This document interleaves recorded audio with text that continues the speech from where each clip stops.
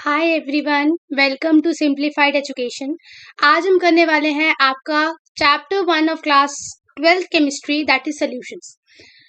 ये chapter class 12th के students के लिए है एंड अगर आपको मोल कंसेप्ट का जीरो भी नहीं पता तब भी आपको ये चैप्टर समझ आएगा। बस आपको इस वीडियो को एंड तक जरूर देखना है, ठीक है। I will try to make everything practical. मैं आपको प्रैक्टिकल करके समझा दूंगी कुछ, जहां पर मुझे कुछ टर्म समझानी होंगी, ठीक है। And secondly, if you are new to this channel तो इस चैनल को सब्सक्राइब कर लो। वीडियो पसंद आए तो वीडियो को लाइक कर देना एंड कमेंट सेक्शन में एक कमेंट जरूर करके जाना ताकि मुझे मोटिवेशन मिले नेक्स्ट वीडियो बनाने के लिए। तो स्टार्ट करते हैं सबसे पहले अपना चैप्टर सॉल्यूशंस। सबसे पहले अगर मैं बात करूं सॉल्यूशंस की, तो सॉल्यूशंस में आपको कुछ टर्म्स जो कि आपको पता होनी चाहिए, क्योंकि बाद में ये टर्म्स अगर नहीं आई तो न्यूमेरिकल सॉल्व करने में बहुत सारी दिक्कत आ सकती है। जैसे कि ए किसको बोलते हैं, हमेशा हम देखते हैं कि कहीं पे लिखा होता है WA, MA, WB, MB, but हमें समझ ही नहीं आता ये ए और बी है क्या। तो देखो, ध्यान से देखना, ये ए होता है आपका solvent. What is solvent? Solvent मतलब जो ज्यादा मात्रा में होता है, जैसे कि ये पानी आपका सॉल्वेंट है, ठीक है। इसको हम किससे रिप्रेजेंट करेंगे? ए से। किससे? ए से। नेक्स्ट हमारा होता है सल्यूट। सल्यूट का मतलब जो माइनर क्वांटिटी में होता है, जैसे कि ये नमक। ये नमक आपका हुआ सल्यूट, ये हुआ सॉल्वेंट। दोनों को मैं मिक्स कर दूंगी, क्या बन जाएगा? सोल्यूशन बन जाएगा। क्या बन जाएगा? सोल्यूशन बन जाएगा। तो ये इसको रिप्रेजेंट करेंगे ए से, इसको रिप्रेजेंट करेंगे बी से, ठीक है। नेक्स्ट अगर मैं बात करूं डब्ल्यू और एम क्या होता है, ध्यान से देखो। डब्ल्यू होता है गिवन मास, मतलब रैंडम मास। अब मैं बोलूं तो पानी का कितना होता है मॉलिक्यूलर मास? That is 18। 18 होता है ना, 2 हाइड्रोजन और 1 ऑक्सीजन का 16, तो टोटल कितना हो गया? 18। ये तो उसका फिक्स मास हो गया, मोलर मास की। मतलब तुम कहीं से भी पानी ले आओ, चाहे नाली का पानी, चाहे फिल्टर का पानी, चाहे गर्म पानी, ठंडा पानी, पहाड़ों का पानी, वो 18 ग्राम तो फिक्स रहेगा, वो तो चेंज नहीं होने वाला। तो गिवन मास क्या हुआ? गिवन मास मतलब जो मैं तुम्हें दूंगी, जैसे कि 19 ग्राम, 20 ग्राम, 25 ग्राम। समझो इसमें 25 ग्राम पानी है, ठीक है। इसमें 25 ग्राम पानी है, 10 ml पानी है। तो ये पानी जितना है वो कितना है आपका? Given mass. वो क्या है आपका? Given mass. लेकिन उसका फिक्स क्या है? Molar mass. वो मोलर मास उसका फिक्स है, वो आपको कभी भी चेंज नहीं होगा। तो डब्ल्यू गिवन मास जो आपको क्वेश्चन में दिया जाएगा, वो बोलेगा कि इतना सॉल्वेंट हमने लिया। जैसे वो अगर बोले 20 ग्राम ऑफ वाटर, तो 20 ग्राम उसका क्या हुआ? गिवन मास हुआ, ठीक है। लेकिन वो मोलर मास नहीं देगा। तो आपको दिमाग लगाना है कि मोलर मास मतलब फिक्स मास, और पानी का फिक्स मास में 18 ग्राम, तो 18 ग्राम हो गया मोलर मास। तो कहीं पर भी अगर WA लिखा हुआ है, WA, तो क्या हुआ? ये W का क्या मतलब था? Given mass. A का मतलब क्या था? Solvent, given mass of solvent. MA लिखा हुआ है तो मोलर मास ऑफ सॉल्वेंट, ठीक है। WB लिखा हुआ है तो given mass of solute. WA लिखा हुआ है तो given mass of solvent, given mass of solvent. अब जैसे NaCl का मास कितना होता है? 58। 58 होता है ना, तो NaCl का मास तो 58। लेकिन अगर मैं आपको समझो 3 ग्राम NaCl दे रही हूँ, तो 3 ग्राम क्या हुआ? Given mass. पर 58 क्या हुआ? NaCl का मोलर मास। क्या हुआ? Molar mass. तो ये सॉल्वेंट लार्ज क्वांटिटी में, ये सोल्यूट माइनर क्वांटिटी में, दोनों को अगर मैं मिला दूं, क्या बन जाएगा? Homogeneous solution. क्या बन जाएगा? Homogeneous solution. क्या बन जाएगा? Homogeneous solution. और इस सोल्यूशन में क्या हो जाएगा? ये सोल्यूट घुल जाएगा। होमोजीनियस का क्या मतलब है? अगर मैं बोलूं कि ये लो, इसको नमक को सेपरेट करके लाओ, नहीं होगा, नहीं होगा। एक मेथड से हो सकता है, दैट इज बॉइलिंग। बॉइलिंग से हो जाएगा, वैसे नहीं होगा। तो समराइज अगर हम करें हर एक चीज को, तो सबसे पहले अगर मैं बात करूं, ए रिप्रेजेंट करते हैं सॉल्वेंट के लिए। सॉल्वेंट जो बड़ी मात्रा में होता है, जैसे कि पानी, जैसे कि केरोसिन, ठीक है, जिसमें आप कुछ मिला रहे हो जो बड़ी क्वांटिटी में है। बी रिप्रेजेंट करते हैं सोल्यूट को, जो माइनर क्वांटिटी में है, छोटी क्वांटिटी में, जैसे नमक, चीनी, रसना, रूअफ़ज़ा। अब रूअफ़ज़ा को अगर हम पानी में मिलाते हैं, 2 चम्मच रूअफ़ज़ा मिलाते हैं, तो पानी क्या हुआ? सॉल्वेंट हुआ। 2 चम्मच रूअफ़ज़ा क्या हुआ? सोल्यूट हुआ। दोनों को मिला दी, क्या बन गया? सोल्यूशन बन गया। और क्या बन जा गया? होमोजीनियस मिक्सचर बन गया, ठीक है। सॉल्वेंट लार्ज क्वांटिटी में, सोल्यूट स्मॉल क्वांटिटी में, ये क्या बन गया आपका? Homogeneous solution, homogeneous mixture. Homogeneous का क्या मतलब है? आपस में मिल गए। अब मुझे नहीं पता नमक कहाँ गया और पानी कहाँ गया, दोनों आपस में मिल गए, घुल मिल गए, ठीक है। W मैंने बता दिया गिवन मास, सॉरी हाँ, W गिवन मास जो आपको क्वेश्चन में दिया जाएगा, 25 ग्राम NaCl, 25 gram sugar, 25 gram glucose, ये आपको क्वेश्चन दे रहा है, ये आपका गिवन मास ही रैंडम हो सकता है, बट मोलर मास क्या होगा जो फिक्स है, जैसे कि ऑक्सीजन का 16 ग्राम फिक्स है, हाइड्रोजन का 1 फिक्स है, ठीक है, NaCl का 58 फिक्स है। तो मोलर मास क्या होगा जो आपका फिक्स होता है, क्या होता है आपका फिक्स होता है। अगर मैं बात करूं नेक्स्ट की, तो एक्सप्रेसिंग कॉन्सेंट्रेशन की मैं बात करूं तो किस प्रकार से हम कॉन्सेंट्रेशन को एक्सप्रेस कर सकते हैं। सबसे पहला आपका आता है मास परसेंटेज। अब देखो मास परसेंटेज क्या होती है। मैं बोलूं कि आपके सोशल साइंस में 10 नंबर आए हैं 100 में से, ठीक है, आपके सोशल साइंस में 10 नंबर आए 100 में से, तो कितनी परसेंटेज बनी, कितने आए आपके, 10% नंबर आए ना, 10%। क्यों, क्योंकि जितने आपके आए थे आपने उसको ऊपर रखा, 10 डिवाइडेड बाय 100, है ना, परसेंटेज निकालनी थी तो इनटू 1000। सिमिलरली इसमें भी वही है, समझो मैंने कंपोनेंट लिया, मास ऑफ द कंपोनेंट मैंने लिया समझो 20 ग्राम, 20 ग्राम मैंने लिया मास ऑफ द कंपोनेंट, लेकिन उसका टोटल मास था 60, तो 20/60 इंटू 100, 20/60 इंटू 100, तो टोटल हमेशा नीचे आएगा, जो जिसका निकालना है वो ऊपर आएगा, परसेंटेज है तो इंटू 100 कर दो, ये आपका होता है मास परसेंटेज। इसमें एनसीईआरटी में 1-2 न्यूमेरिकल दिए हुए हैं जिसको आप सॉल्व कर लेना। नेक्स्ट हमारा था मोल फ्रैक्शन। अब मोल्स क्या होते हैं, देखो मोल्स क्या होते हैं ना, मोल्स होते हैं कि आपने क्या करना है, आपने गिवन मास लेना है, आपने मोलर मास लेना, दोनों को डिवाइड कर देना, given mass upon molar mass, given number upon Avogadro number, ये आपके क्या निकल जाएगा, मोल्स, क्या निकल जाएगा, मोल्स। अब मुझे मोल्स निकालने हैं, ठीक है, मैं बोलती हूँ कि मेरे पास इसमें देखो, इसमें 2 कंपोनेंट है, इसमें क्या क्या है, इसमें अभी मैंने क्या डाला, इसमें मैंने नमक डाला और पानी है, नमक और पानी है, मेरे को नमक के मोल्स निकालने हैं, तो ऊपर क्या रखूंगी मैं, नमक के मोल्स, ऊपर क्या रखूंगी, नमक के मोल्स, टोटल में नमक प्लस पानी के मोल्स, समझ रहे हो, जिसका निकालना है नमक वो ऊपर रहेगा, टोटल नीचे रहेगा। अब दूसरे में मैंने पानी का निकालना है, तो मैं ऊपर क्या रखूंगी, पानी के मोल्स अपॉन नमक प्लस पानी के मोल्स। अब इसमें चीनी होती, सपोज इसमें चीनी होती और मुझे चीनी के निकालने, तो ऊपर क्या करूंगी, चीनी के मोल्स डिवाइडेड बाय नमक प्लस पानी प्लस चीनी के मोल्स, टोटल मोल्स हमेशा नीचे आएंगे, जिस कंपोनेंट का निकालना है वो मोल्स ऊपर आएंगे। मोल्स का फॉर्मूला मैंने बता दिया, given mass upon molar mass. अगर आपको क्वेश्चन में गिवन मास दिया हुआ है और कंपाउंड का नाम दिया हुआ है, उसका मोलर मास आप निकालेंगे, तो given mass upon molar mass.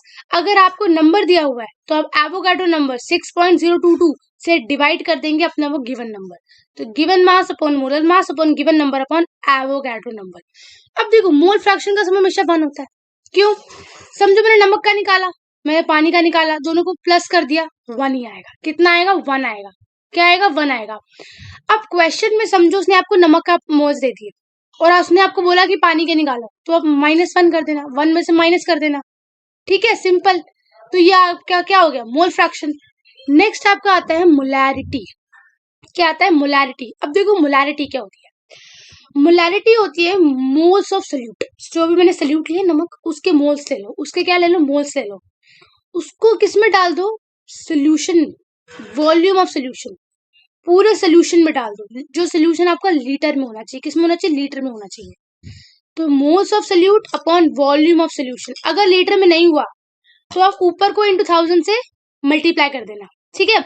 तो moles of solute upon volume of solution in litre. अब ध्यान से देखो, क्या आपके घर में आपकी मम्मा की फ्रेंड है, ठीक है, उसने आपको बोला कि बेटा, आपकी मम्मा ने आपको बोला कि बेटा 1 कप जाके चाय बना दो, तो आप गए अंदर, आप फोन चला रहे थे, ठीक है, आप फोन चला रहे थे, अब आपको देखा यार मेरे को पता नहीं मैंने चीनी डाली थी कि नहीं डाली थी, आप भूल गए कि मैंने चीनी डाली थी या नहीं डाली, तो आपने सोचा कि मैंने तो नहीं डाली, मैं दोबारा डाल देती हूँ, आपने चीनी दोबारा डाल दी। अब जब आप चाय बाहर लेकर आए तो वो चाय इतनी मीठी कि आंटी कहती भाई मैं तो इतनी मीठी चाय पी नहीं सकती क्योंकि मुझे तो डायबिटीज है, मैं तो लाइट शुगर लेती हूँ।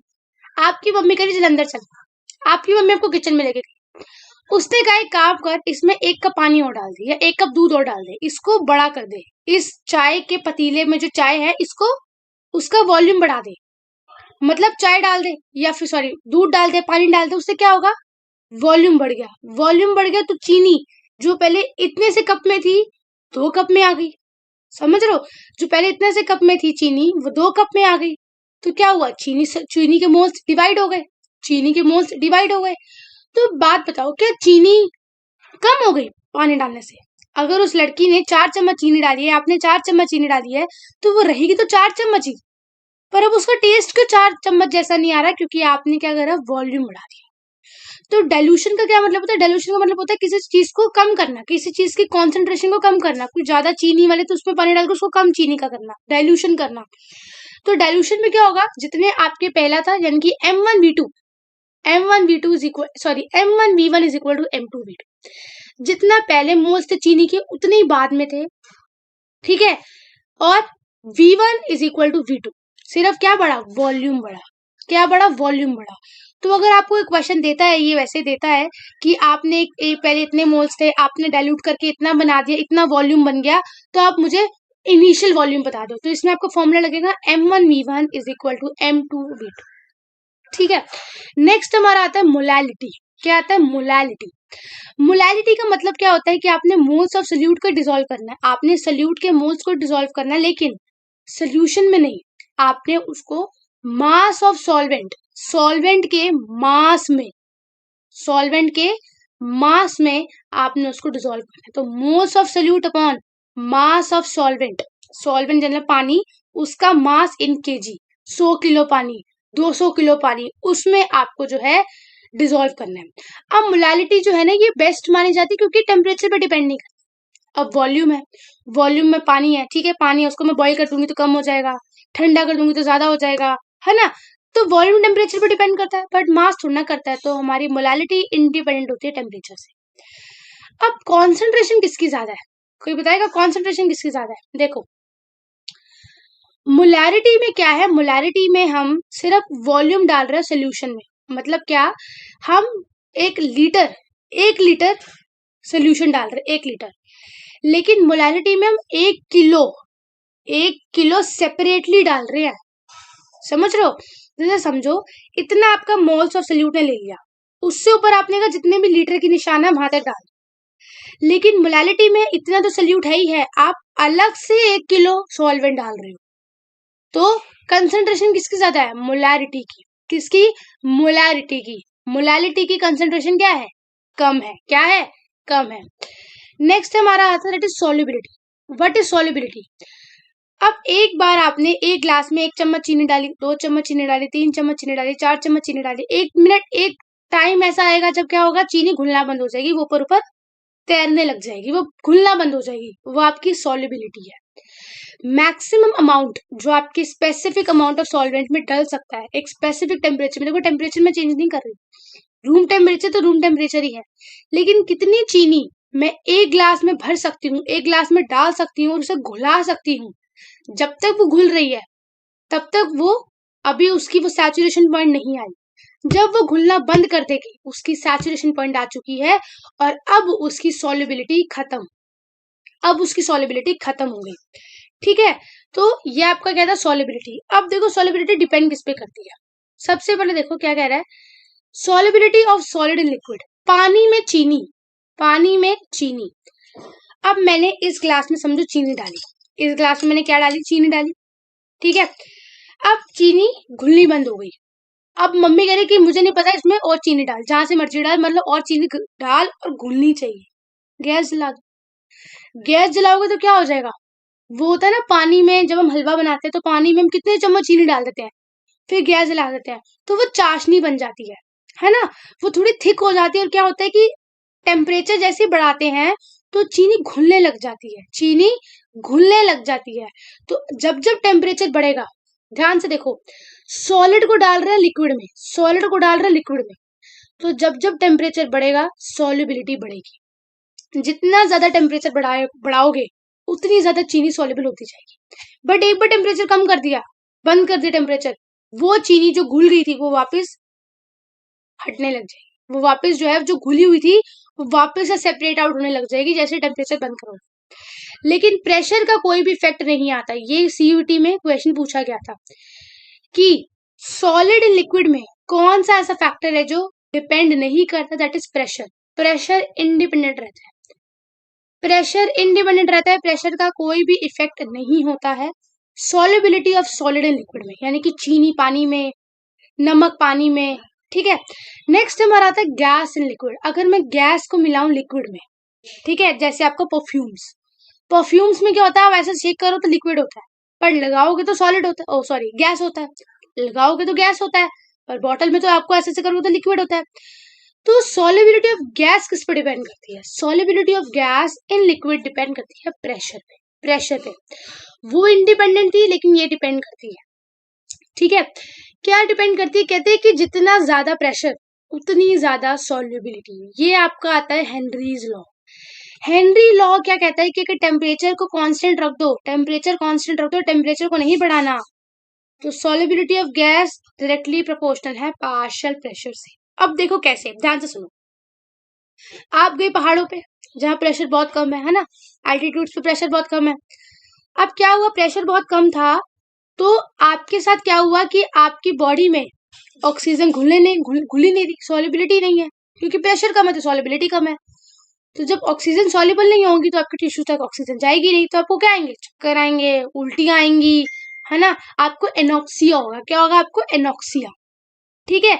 तो एनॉक्सिया क्या होता है? हाई एल्टीट्यूड्स पे, हाई एल्टीट्यूड्स पे जब आपको चक्कर आने लग जाए, क्यों? क्योंकि वहां का प्रेशर कम था, इसलिए सॉल्युबिलिटी कम थी, तो आपकी बॉडी में ऑक्सीजन सॉल्युबल नहीं हो पाई। तो हेनरीज लॉ इतना कहता है सिर्फ कि जितना ज्यादा पार्शियल प्रेशर उतनी ज्यादा सॉल्युबिलिटी, जितना कम पार्शियल प्रेशर उतनी कम सॉल्युबिलिटी, ठीक है। इसका एक formula that is P is equal to K H X P. P is equal to K H X P, जहां पे के एच क्या होता है? Henrys constant. के एच कहता है कि ये के एच डिपेंड करता है टेम्परेचर पे। के एच कहता है मुझे बढ़ाओगे सॉल्युबिलिटी घटेगी, मुझे घटाओगे सॉल्युबिलिटी बढ़ेगी। के एच ये बात है। एक्स पी आपका क्या हुआ? Mole fraction. क्या हुआ आपका? मोल फ्रैक्शन, मोल फ्रैक्शन, ठीक है। लेकिन solubility of gas in liquid की बात करूं तो टेम्परेचर पे कैसे डिपेंड करती है? वही टेम्परेचर से इंडिपेंडेंट है, मतलब टेम्परेचर बढ़ाओगे तो सॉल्युबिलिटी घटेगी, किसकी? गैस इन लिक्विड की। याद रखना, सॉलिड इन लिक्विड में टेम्परेचर बढ़ाओगे सॉल्युबिलिटी बढ़ेगी, प्रेशर का कोई इफेक्ट नहीं है। लेकिन इसका उल्टा किसमें है? गैस इन लिक्विड में। गैस इन लिक्विड में प्रेशर बढ़ाओगे सॉल्युबिलिटी बढ़ेगी, टेम्परेचर बढ़ाओगे सॉल्युबिलिटी घटेगी। सॉल्युबिलिटी घटेगी जैसे जैसे आप टेम्परेचर बढ़ाओगे, ठीक है।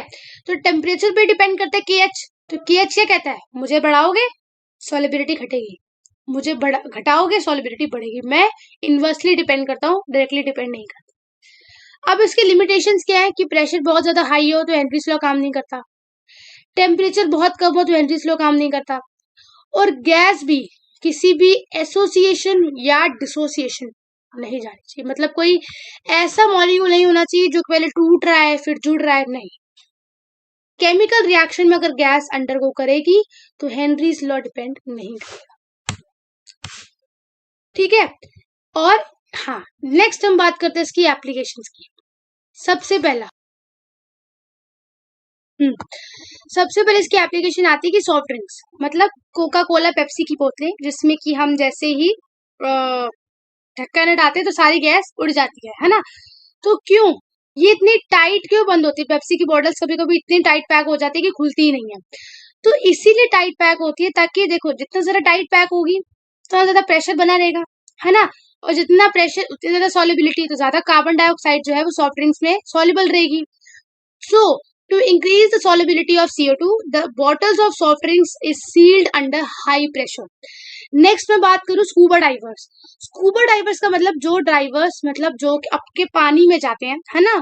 स्कूबा डाइवर्स एक तरीके की एडवेंचरस थिंग है, ठीक है। उसमें क्या होता है, उसमें बहुत अंदर तक जाते हैं पानी में, पानी के बहुत अंदर तक जाते हैं। तो पानी के अंदर तक जाओगे तो प्रेशर बढ़ेगा, जैसे हाई एल्टीट्यूड्स पे प्रेशर घटता है वैसे पानी में जाने से प्रेशर बढ़ेगा, तो प्रेशर बढ़ेगा तो सॉल्युबिलिटी बढ़ेगी। तो ऐसी गैसेस जो कि अगर रूम टेम्परेचर पे सॉल्युबल नहीं थी हमारी बॉडी में, अब एक बात बताओ, नाइट्रोजन सॉल्युबल है हमारी बॉडी में? नहीं सॉल्युबल, रूम टेम्परेचर पे नहीं है सॉल्युबल। लेकिन स्कूबा डाइवर्स में क्या होता है, जब वो अंदर जाते हैं ना तो नाइट्रोजन भी सॉल्युबल होने लग जाती है, और जब नाइट्रोजन सॉल्युबल होने लग जाएगी तो आपकी जो ब्लड वेसल्स होंगे उसमें छेद करना शुरू कर देगी, जिससे बंदे की मौत हो सकती है, जिस कंडीशन को हम क्या कहते हैं? बेंड्स। क्या कहते हैं? बेंड्स। तो इसीलिए बेंड्स की कंडीशन से बचाने के लिए स्कूबा डाइवर्स के जो टैंक्स होते हैं ना, टैंक्स, उसको उन्होंने कहा कि हीलियम से डाइल्यूट कर दो, क्योंकि हीलियम की केएच वैल्यू इतनी ज्यादा है, मैंने बताया था जितना ज्यादा KH उतनी कम सॉल्युबिलिटी। इतना ज्यादा KH उसका ज्यादा है कि वो सॉल्युबल होती ही नहीं है। तो अच्छा है ना, फिर जब नाइट्रोजन की जगह किसी और को भेजना तो हीलियम को भेज दो, एक तो इनर्ट गैस है। एंड थर्ड मैंने आपको बता ही दिया, पहाड़ों पे जब आप जाते हो तो वहां पे क्या होता है, लो प्रेशर। लो प्रेशर तो क्या होगा, आपके बॉडी में ऑक्सीजन की सॉल्युबिलिटी कम होगी, तो आपको चक्कर आएंगे, आपको उल्टी आएंगी। इस कंडीशन को हम क्या कहते हैं, एनॉक्सिया। क्या कहते हैं, एनॉक्सिया। तो ये बात है आपकी सॉल्युबिलिटी की। ठीक है, ये देखो, ये आपका सॉल्युबिलिटी आपका हेनरीज तो इसमें आता है, solubility of gas and liquid, solubility of solid and liquid, और ये आपके कुछ एक्सप्रेसिंग कॉन्सेंट्रेशन। नेक्स्ट पार्ट पे अगर हम चले, that is vapour pressure. Vapour pressure क्या होता है पता है, वेपर प्रेशर होता है उड़ने की क्षमता। उड़ने की क्षमता यानी कि वो प्रेशर जो वेपर्स लगाते हैं, नाम से पता लग रहा है वेपर प्रेशर, वो प्रेशर जो वेपर्स लगाएंगे। ठीक है, अब उड़ने की क्षमता की अगर मैं बात करूं तो कोई प्योर सॉल्वेंट है। प्योर सॉल्वेंट का क्या मतलब है, प्योर सॉल्वेंट का मतलब है कि जो कि नॉर्मल सॉल्वेंट है, ठीक है, प्योर है, प्योर फॉर्म में है, उसका वेपर प्रेशर कितना होगा, नॉर्मल होगा। नॉर्मल होगा, है ना। देखो इसको ना एग्जाम्पल से समझा नहीं आता। एक बात बताओ, आप एक नॉर्मल बंदे, आपकी कोई दोस्ती नहीं है ना, आपकी कोई दोस्त नहीं है, आप अकेले रहते हो।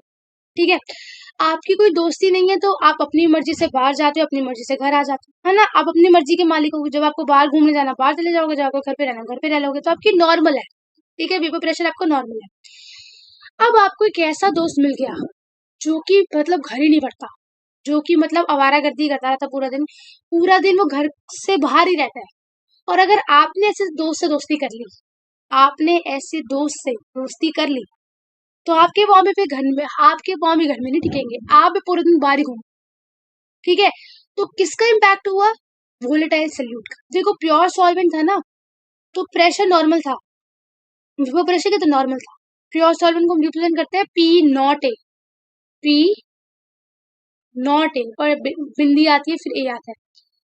लेकिन वोलेटाइल सॉल्यूट क्या होता है, वोलेटाइल सॉल्यूट मतलब जो खुद उड़ता है। जैसे कि मैं बोलूँ थिनर, थिनर देखो उसको खुला रखो तो उड़ जाएगा।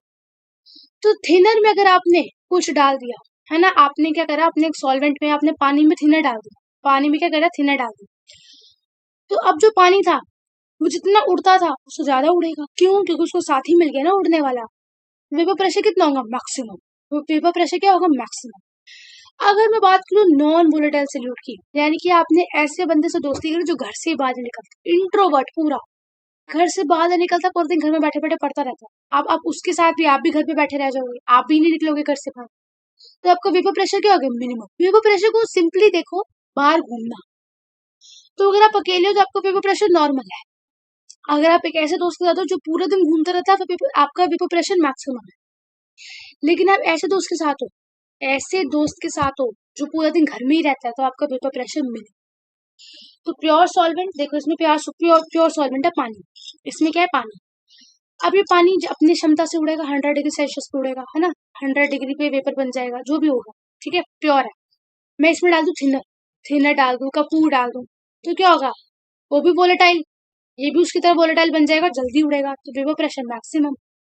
ठीक है, मैं इसमें चीनी डाल दूं, नमक डाल दूं, नॉन वोलेटाइल सॉल्यूट डाल दूं, अब ये उड़ेगा ही नहीं, मिनिमम। वेपर प्रेशर क्या हो जाएगा, मिनिमम। तो नेक्स्ट हमारा आता है राउल्ट्स लॉ। राउल्ट्स लॉ क्या कहते हैं, जो जितना है वो उतना उड़ेगा। मतलब क्या, मतलब क्या, ध्यान से सुनो। राउल्ट्स लॉ क्या कहता है, ये कहता है वोलेटाइल लिक्विड को, वो कहता है अगर आपने 1 चम्मच थिनर डाला तो नहीं उड़ेगा, 2 चम्मच डाला ज्यादा उड़ेगा, 3 चम्मच डाला और ज्यादा उड़ेगा, पूरी की पूरी बोतल डाल दी सबसे ज्यादा उड़ेगा। तो पार्शियल प्रेशर, उड़ने की क्षमता किस पे डिपेंड करती है, डायरेक्टली मोल फ्रैक्शन पे, कितना है। अब आप बात तो, आपके 5 दोस्त हैं तो 5 ही घूमने जाओगे ना, 15 तो नहीं जाओगे। 15 दोस्त तो 15 घूमने जाओगे, 25 दोस्त तो 25 घूमने जाओगे। तो जितना है उतना ही उड़ेगा, समझ रहे हो ना, जितना है उतना ही उड़ेगा। अब जितना घर में खाना बना है उतना ही खाओगे ना यार। ये तो नहीं है कि घर में तो इडली सांभर बना लेकिन मैं तो डोसा भी खाऊंगा, नहीं, जितना बना उतना खाओगे। तो जो जितना है वो उतना उड़ेगा। ये आपको क्या कहता है, राउल्ट्स लॉ। क्या कहता है ये, राउल्ट्स लॉ। इसका फॉर्मूला क्या होता है, P is directly proportional to X A, P A is directly proportional to X A. तो क्या बन जाता है, P A is equal to P not A X. क्या बन जाता है, P A is equal to P not A X A. ये इसका फॉर्मूला है, ये इसका क्या है, फॉर्मूला है, ये इसका क्या है, फॉर्मूला है। ठीक है, सेकंड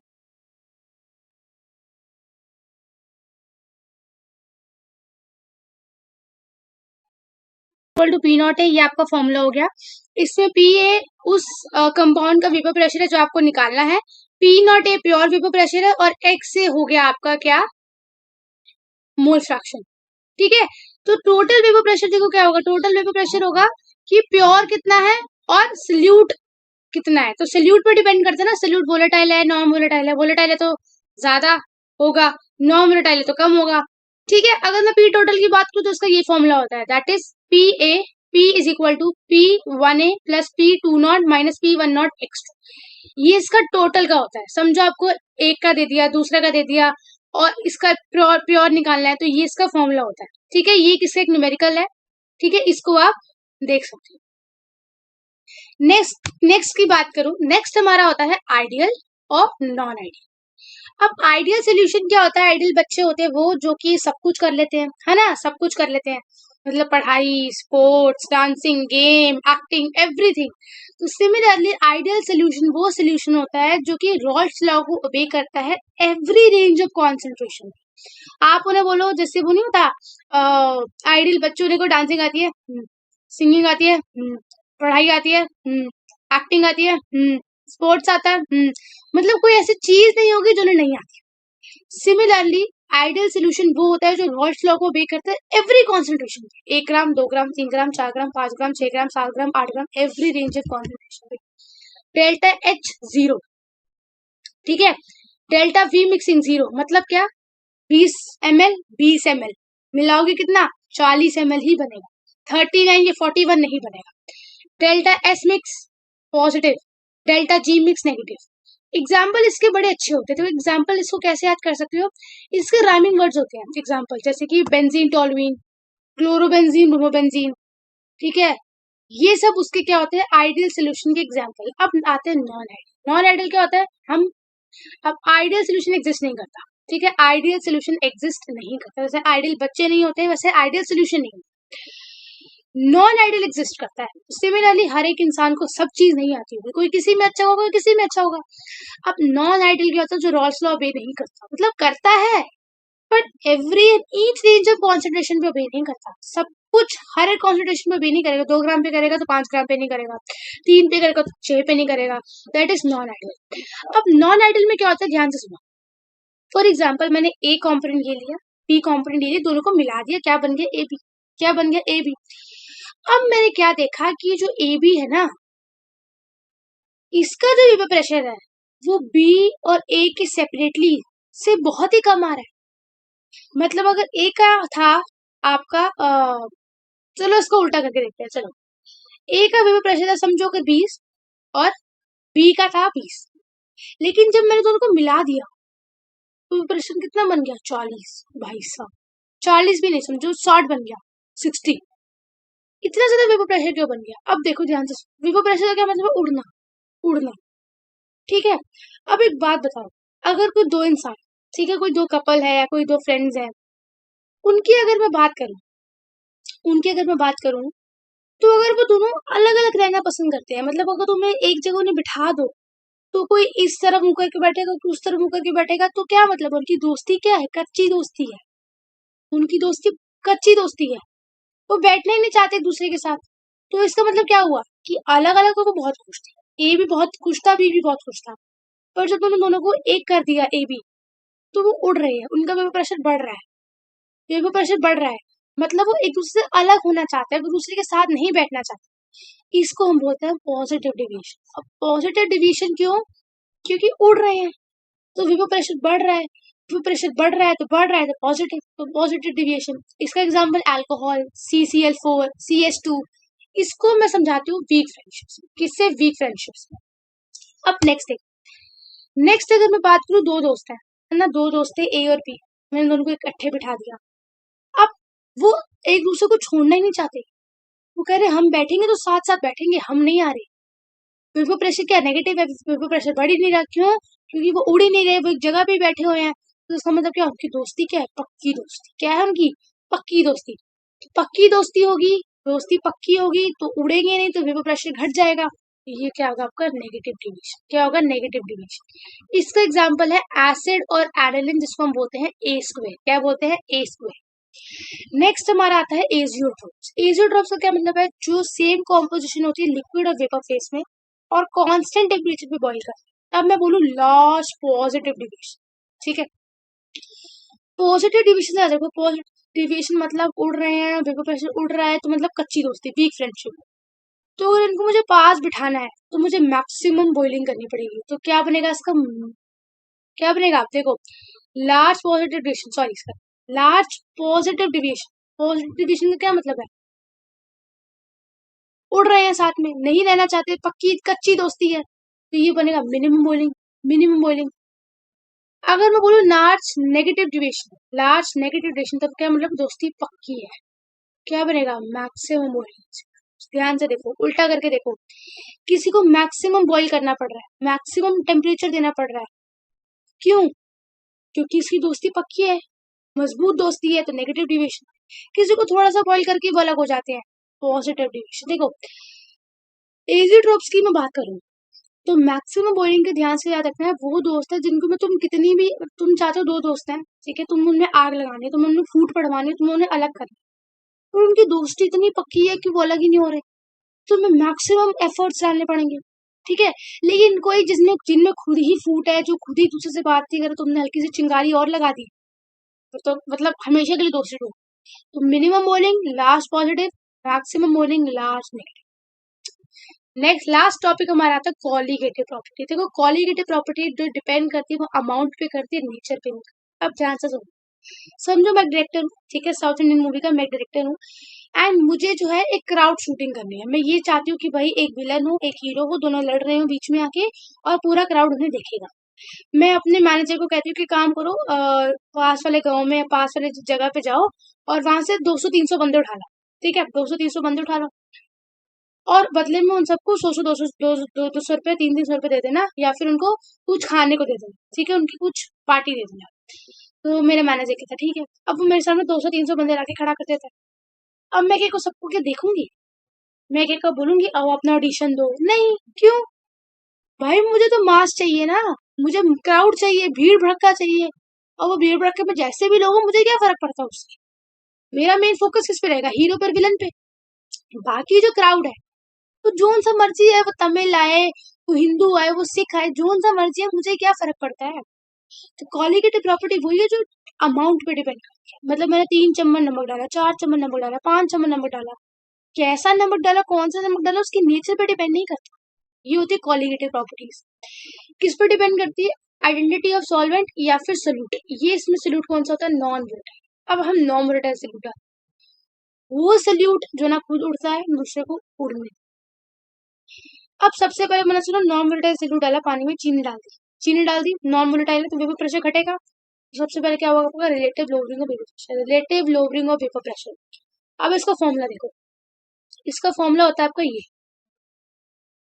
एम बी, इसमें हमेशा एम बी निकालते हैं। आप देखो ध्यान से सुनो, बी मैंने बताया था, बी होता है सोल्यूट, एम मतलब molar mass, molar mass of solute निकालते हैं इसमें। देखो यहाँ लिखा भी हुआ है M B, molar mass of solute, molar mass of solute. M A molar mass of solvent, W B क्या होगा, given mass of solute, W A given mass of solvent, M A molar mass of solvent, P not A pure vapour pressure, P not A pure vapour pressure, और P A क्या होगा आपका, वो vapour pressure आपको निकालना है, वो vapour pressure जो कि नॉन वोलेटाइल सोल्यूट डालने से कम हुआ है। ये आपका फॉर्मूला हो गया। नेक्स्ट मैं बात करूं, अगर नॉन वोलेटाइल सोल्यूट डालूंगी वेपर प्रेशर घटेगा, वेपर प्रेशर घटेगा, घटेगा मतलब उड़ेगा नहीं, उड़ाने के लिए क्या चाहिए, बॉइलिंग पॉइंट, बॉइल करो ना, तो बॉइलिंग पॉइंट बढ़ेगा, एलिवेशन इन बॉइलिंग पॉइंट। इसका फॉर्मूला भी same, M B is equal to W P upon W A into K B. K B क्या होता है आपका कांस्टेंट, के बी क्या होता है बॉइलिंग कांस्टेंट, और डेल्टा टी बी क्या होता है टेम्परेचर, दो टेम्परेचर का डिफरेंस, ठीक है, इंटू 1000। इसका एक फॉर्मूला भी होता है, delta T B is equal to M K B, delta K T B is equal to M K B. Next है depression in freezing point. Depression in freezing point का क्या मतलब है कि देखो जहां पर आपकी बहुत ठंड होती है ना, वहां लोग नमक छिड़कते हैं, नमक छिड़कते से क्या होता है, आपका जो फ्रीजिंग पॉइंट है उसमें डिप्रेशन आता है। तो जो बर्फ जो बहुत ज्यादा मतलब मोटी मोटी होती है, जो अड़ंगा बन जाती है सड़क का, वो इजिली चली जाती है। तो इसका फॉर्मूला क्या होगा, M B is equal to W P upon W में, के एफ यानी कि फ्रीजिंग पॉइंट का कांस्टेंट, डेल्टा टी एफ यानी कि टेम्परेचर फ्रीजिंग पॉइंट का difference into 1000। Delta T F is equal to M K F. अभी trick देखो, M B is equal to, ये याद रखना, M B is equal to W P N W A into constant upon colligative property. ये आपको standard formula है, क्या है आपका स्टैंडर्ड फॉर्मूला। अब मैं बोलूँ कि मुझे बॉइलिंग पॉइंट का निकाल के दो, आपके लिखोगे, आप लिखोगे W P is equal to W, M B is equal to W P upon W, ये तो सेम है, into constant. Constant boiling point है तो कॉन्स्टेंट का आएगा के बी। क्वालिटेटिव प्रॉपर्टी आपका आएगा बॉइलिंग पॉइंट है तो टी एफ, तो डेल्टा टी एफ 1000। बस ये आपको एक स्टैंडर्ड फॉर्मूला है, इससे आप तीनों क्वालिटेटिव प्रॉपर्टी इजीली याद कर सकते हो। ठीक है, नेक्स्ट हमारा क्या आता है, ऑस्मोटिक प्रेशर। ऑस्मोटिक प्रेशर में क्या होता है, साफ पानी गंदा, साफ पानी क्या होता है, गंदा होता है, साफ पानी गंदा होता है। लो कंसंट्रेशन से किसमें जाता है, हाई कंसंट्रेशन में, सेमी परमिएबल मेम्ब्रेन। इसका फॉर्मूला हो गया M B is equal to W P R. R क्या होता है आपका, फॉर्मेट में बता, gas constant, T temperature, pi की वैल्यू और वॉल्यूम। ये आपका क्या हो गया, ऑस्मोसिस का फॉर्मूला। ठीक है, इसी में हमारा लास्ट टॉपिक आता है एबनॉर्मल मोलर मास। हमने कहा कि मोलर मास पर डिपेंड करता है, बट अगर मुझे ये बताओ अगर मोलर मास नॉन इलेक्ट्रोलाइट तो है तब तो ठीक है, बट अगर वो इलेक्ट्रोलाइट है तो मतलब मैंने NaCl डाला लेकिन पानी में डालती हुए Na+Cl- हो गया, तो वो तो दो माना जाएगा, फिर एक थोड़ा माना जाएगा। तो अगर इलेक्ट्रोलाइट है तो या तो डिसोसिएशन होगा, यानी कि NaCl टूट रहा है Na+Cl- में। ये एसोसिएशन होगा जिसमें कि किसमें टूट रहा है, CH3 COO plus CH3COO minus plus H plus, या एसोसिएशन हो रहा है, डिसोसिएशन हो रहा है। वो सल्यूट जो जुड़ता है या टूटता है वो आपका इलेक्ट्रोलाइट हो गया। अब इसमें आता है आपका went of factor. Went of factor क्या होता है, वेंट ऑफ फैक्टर कहता है कि सबसे पहले एक्चुअल नंबर ऑफ पार्टिकल्स को ले लो, ठीक है, बिफोर, आफ्टर एसोसिएशन डिसोसिएशन, फिर नीचे क्या आएगा, बिफोर एसोसिएशन और डिसोसिएशन। मतलब क्या, पहले कितना था समझो, Na+Cl- में आफ्टर पहले बाद में कितना हो गया, 2, तो 2 में पहले कितना था, 1, 2/1, ये आपकी होगी आई की वैल्यू। ये क्या होगी आपकी आई की वैल्यू। अब इस आई को जितने भी आपकी क्वालिटेटिव प्रॉपर्टीज है जो भी हमने पढ़ी है, delta T B, T F, pi, P not A, इसके आगे बस आई से मल्टीप्लाई करना है बस, और कुछ भी नहीं करना। ठीक है, समझो आपकी वैल्यू आई 5, 5 आपकी वैल्यू आई एमबी कितना है 5 ग्राम, उसमें आई आपका है 2, तो 5 इंटू 2, बस आई को मल्टीप्लाई करना है। अब इसका फॉर्मूला कैसे याद रखोगे, देखो एक मूवी से समझाती हूँ। जैसे कि मूवी में हमने देखा होगा कि बहुत सारी मूवीज ऐसी होती है जिसमें कि पहले आगे का दिखा देते हैं, है ना, पहले आगे का दिखा देते हैं, फिर जब हम देखते हैं क्या हो रहा है फिर जाके फ्लैशबैक दिखाते हैं कि अच्छा पहले ये हुआ, तो पहले आफ्टर दिखाएंगे फिर बिफोर दिखाएंगे। ठीक है, सिमिलरली आई की वैल्यू भी ऐसी होती है, actual number of particles after dissociation पहले आता है, अपॉन में actual number of particles before dissociation और एसोसिएशन। ठीक है, डिसोसिएशन हो रहा है तो अगर अल्फा निकालना है, अल्फा क्या होता है आपका डिसोसिएशन, तो आपने फॉर्मूला लगेगा I-1 N-1, एसोसिएशन में कितना लगेगा I-1 अपॉन 1 माइनस N-1, ये आपका अल्फा डिसोसिएशन के लिए, ये आपका अल्फा एसोसिएशन। ठीक है, कभी कभी क्या होता है ना कि वो आपको आई दे देता है, एन दे देता है, आपसे अल्फा पूछ लेता है और आपको ये बता देता है कि ये जो कंपाउंड है वो डिसोसिएट हो रहा है या एसोसिएट हो रहा है। ठीक है, ये कभी कभी आपको अल्फा दे देगा तो आपको आई निकाल के फिर आई की वैल्यू इसमें डालनी होगी। ठीक है, तो ये आपसे घुमा फिरा के वो पूछता रहेगा। तो ये था हमारा चैप्टर दैट इज सॉल्यूशंस। ठीक है, इसके नोट्स चाहिए तो मेरे को बता, प्लीज लेट मी नो। ठीक है, आई कीप, मैं इस नोट्स का जो PDF है वो मैं आपको डिस्क्रिप्शन बॉक्स में डाल दूंगी। ठीक है, एंड अगर आप चाहते हो कि मैं इसका सेपरेट सेशन लेके आऊँ फॉर न्यूमेरिकल्स पोर्शन तो मुझे वो भी कमेंट सेक्शन में जरूर बताना। ठीक है, अब आपने क्या करना है, हाँ इसकी एक फॉर्मूला शीट भी है, वो मैं आपको नेक्स्ट सेशन में मैं आपको फॉर्मूला शीट शेयर कर दूंगी। ठीक है, आपके कम्युनिटी पे, या फिर एक उसका सेपरेट वीडियो ले आऊंगी। ठीक है, ये चैप्टर आपका इतना ही था, दैट इज, ये आपका चैप्टर है दैट इज सोल्यूशंस, ये आपका चैप्टर है सोल्यूशंस। ठीक है, ये आपको इतना ही है। ठीक है, ये आपका इतना ही है, बस आपको इस नोट्स को एक बार अच्छे से रीड कर लेना। ठीक है, एंड दूसरी चीज, इस नोट्स को रीड करने के बाद इसके जितने भी इंपॉर्टेंट फॉर्मूलाज हैं वो उसको कॉपी में नोट डाउन कर लेना, या फॉर्मूला शीट में आपको दे दूंगी, आप सिर्फ इंपॉर्टेंट थ्योरी नोट कर लेना। अब अगर इस चैप्टर को अच्छे से देखने के बाद आप इसकी एनसीईआरटी रीडिंग करिए। ठीक है, एनसीईआरटी रीडिंग करने के बाद सारे फॉर्मूलाज को याद करिए। फॉर्मूलाज वैसे बहुत इजी हैं, कॉलिगेटिव प्रॉपर्टीज की ट्रिक भी है। ठीक है, फॉर्मूलाज याद करिए। आज मैं आपको देने वाली हूँ सॉल्यूशंस चैप्टर का 1 पेज नोट्स, जिसमें सिर्फ एक पेज के अंदर अंदर आपका कंप्लीट चैप्टर जो है रिवाइज हो जाएगा। इसी में आप अगर इस चैनल पे नए हो, make sure you subscribe to this channel, hit the like button and yes do comment down below. तो एग्जाम से पहले, कोई भी एग्जाम हो, बोर्ड्स हो या प्री बोर्ड्स हो, हमें एक पेज के नोट्स हमेशा हमारे पास होने चाहिए, जो कि हमें क्विक रिवीजन दे दे एक चैप्टर की विद इन 5 to 10 मिनट्स। अगर आपने नोट्स अब तक नहीं बनाए हैं तो मैं आपको नोट्स देती हूँ। ये आपके सामने जो आपको दिख रहा है, ये सॉल्यूशंस के नोट्स हैं। इसमें आप खुद देख लो, बेसिक से बेसिक इन्फॉर्मेशन, सोल्यूट क्या होता है, सॉल्वेंट क्या होता है, डब्ल्यू क्या होता है, एम क्या होता है, कॉन्सेंट्रेशन के सारे फॉर्मूलाज, यूनिटलेस कौन सी क्वांटिटी होती है, किसका सम 1 के इक्वल होता है, कौन सी टेम्परेचर डिपेंडेंट है, कौन सी टेम्परेचर डिपेंडेंट नहीं है। ठीक है, उसके बाद यहाँ पे हेनरीज लॉ दिया हुआ है। हेनरीज लॉ क्या कहता है, हेनरीज लॉ का फॉर्मूला क्या है, एंड उसकी 3 एप्लीकेशंस भी दी हुई है, soft drinks, anoxia and Benz. ये आपके हेनरीज लॉ के कुछ दूसरे फॉर्मूलाज दिए हुए हैं। फिर वेपर प्रेशर के बारे में बताया हुआ है, पी नॉट ए किसका वेपर प्रेशर होता है, प्योर का। राउल्ट्स लॉ क्या कहता है, ठीक है, राउल्ट्स लॉ के बारे में दिया हुआ है। आइडियल सोल्यूशन क्या होता है, जो राउल्ट्स लॉ पे करता है, delta B zero, delta H zero. Non ideal क्या होता है, do not obey Raoult's law, 2 तरीके की डेविएशन दिखाता है, पॉजिटिव डेविएशन, नेगेटिव डेविएशन। उसके बाद पॉजिटिव डेविएशन क्या बनाता है, minimum boiling azeotrope. Negative deviation क्या बनाता है, मैक्सिमम बॉइलिंग एजियोट्रोप।